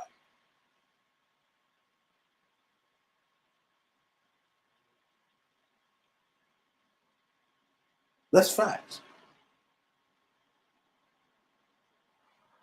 That's facts. If I'm complaining about child support, then I'm gonna give my money to a nigga that's complaining about child support. Then if I done gave this nigga 5 donations, why is this nigga still complaining about child support? The church is snuffling, duffling, and bitch assery, nigga. Like, you know what I mean? Complaining, man. Hey, man. That's why I do not engage with that shit. I don't watch it. I don't fucking engage with it. Listen, if I see the title, if someone sends me the title of a live stream, I already know what the whole conversation is going to be. I don't need to taint my motherfucking intelligence because from 2018 to about 2020, 2021, I done heard enough. It's the same shit. These women, these niggas, these this. Okay, nigga, Astro vans and futons. Oh, we gonna go to another country and get dirty foot bitches, and we gonna be mad. We gonna be mad at these women domestically for taking our money and not taking us seriously. But we gonna go to the chick with no shoes on and dirty foot, and she gonna take me seriously. Man, get your nigga, what? Nigga, get out of here, bro. Get out of here, nigga.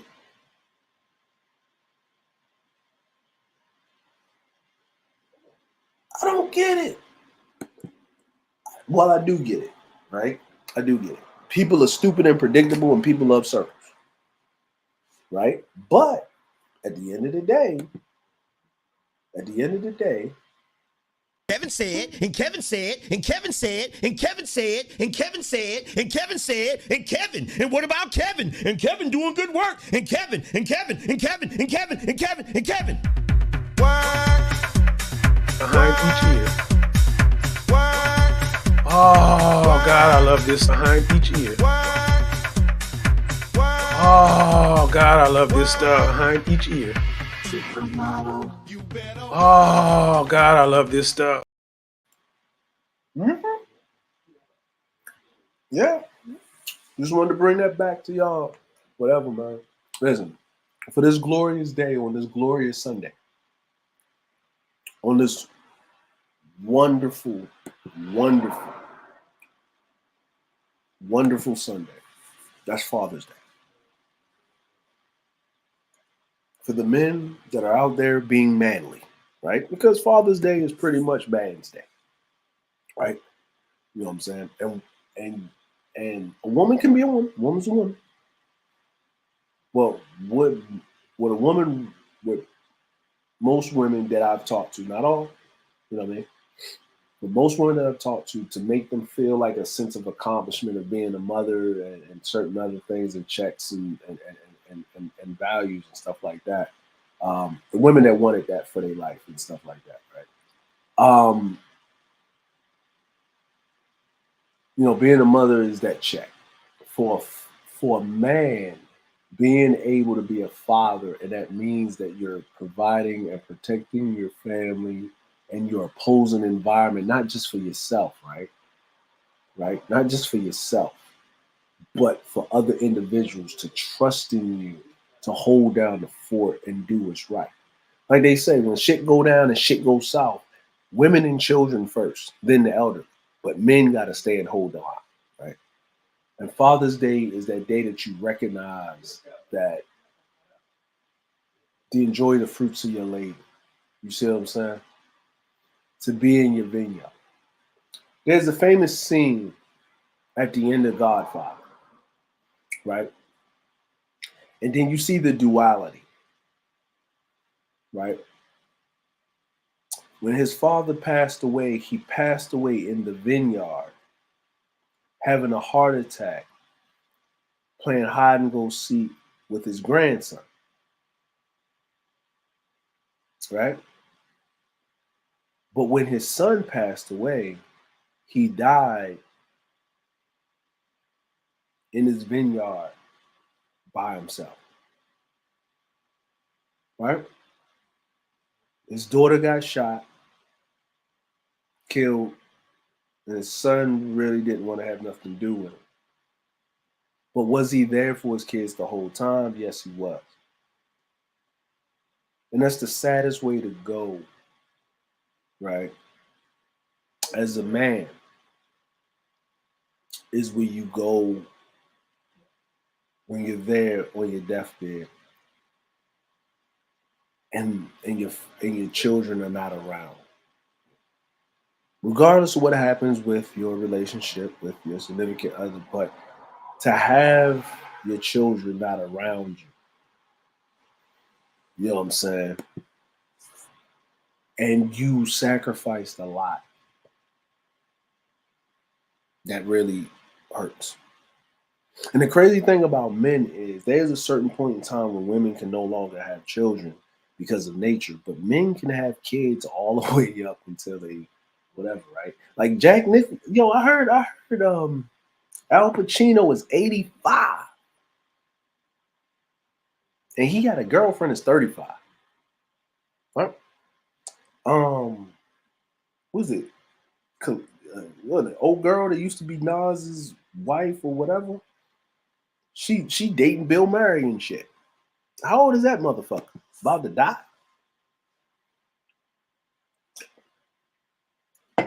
Last time we heard about Bill Murray, he was on Ghostbusters or something. You know what I'm saying? And if you ask me, Ghostbusters would have been a way better classic if Robin Williams was on Ghostbusters. If you ask me, if Robin Williams took the place of Bill Murray, but that's neither here or there. Robin Williams, one of my favorite, actors. You know what I'm saying? You know what I'm saying?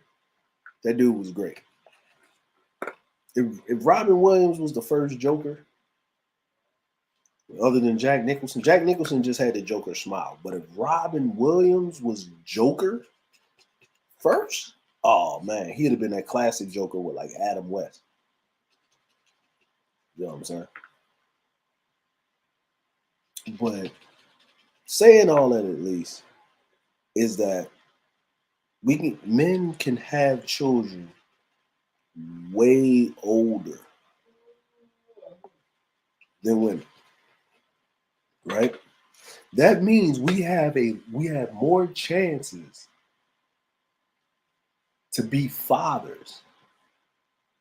We have a longer time span. We have a longer span. That means we have a longer time to build up the wealth. Like a man can become a first-time father in his 40s, maybe in his 50s, right? Why is that? It's one of those, we can debate whatever questions we want to, like, even with our opinion, but the facts are the fact.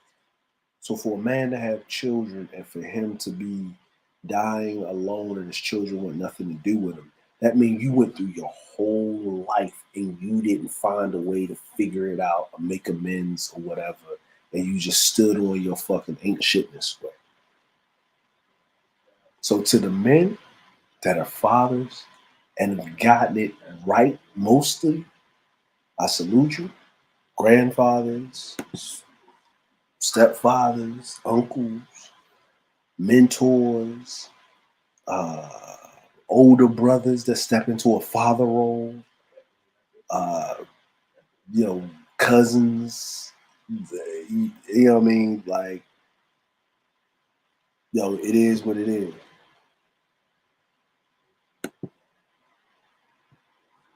So, man, y'all have a good one. We over 2 hours in this mob, bro. I might do this more often, come through, say a couple of words, man. We chopped it up about some shit. I'm not going to clue in on a whole bunch of all that extra shit. We just talk about some stuff, you know what I mean? Bring up some shit. I just get on some random shit with you. We might bring in the villains every now and again, man. Have a little special jump, you know what I mean? Utah segment, man, where we just sit up here and clown. You know what I'm saying? We might, you know what I mean? We might, get together and talk about the Zion situation. You know what I'm saying? You know what I mean? But, I appreciate all of y'all. Like Charles said, anything over 2 hours, the sentence in the fuckery. Oh, yeah, by the way, these conversations will be invitation only. We will not be having open goddamn drop the link in the chats because you niggas don't know how to act. You know what I'm saying? We trying to keep it clean in here. You know what I mean? You know what I'm saying?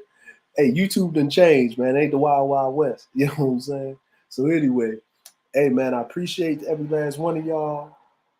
Y'all have a gracious Sunday. You know what I'm saying? You know what I mean? And from everybody else. Oh, yeah. Since I ain't been doing this in a minute, how many likes we got on this motherfucking on this wonderful cast here? Can somebody tell me how many likes we got on this cast here? You know what I'm saying? How many likes we got on this cast?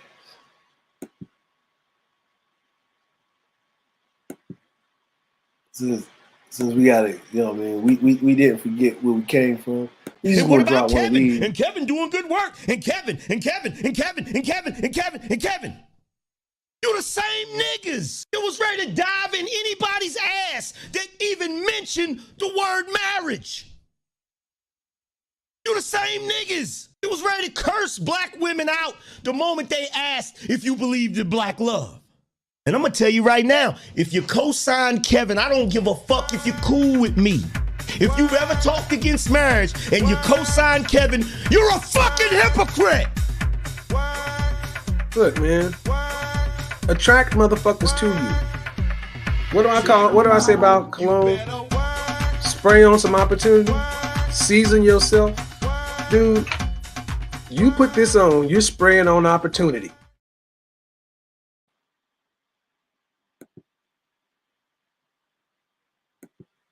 Well, I'll be goddamn, man.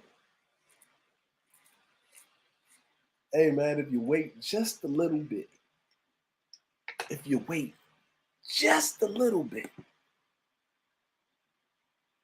if you wait just a little bit, a man will say some shit to give him enough chance to contradict himself 3 times. Hey.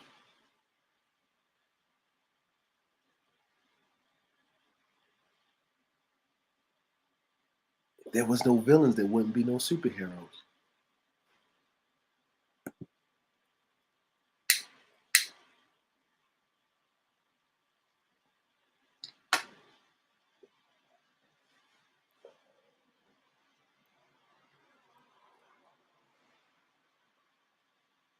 Just saying. I appreciate y'all.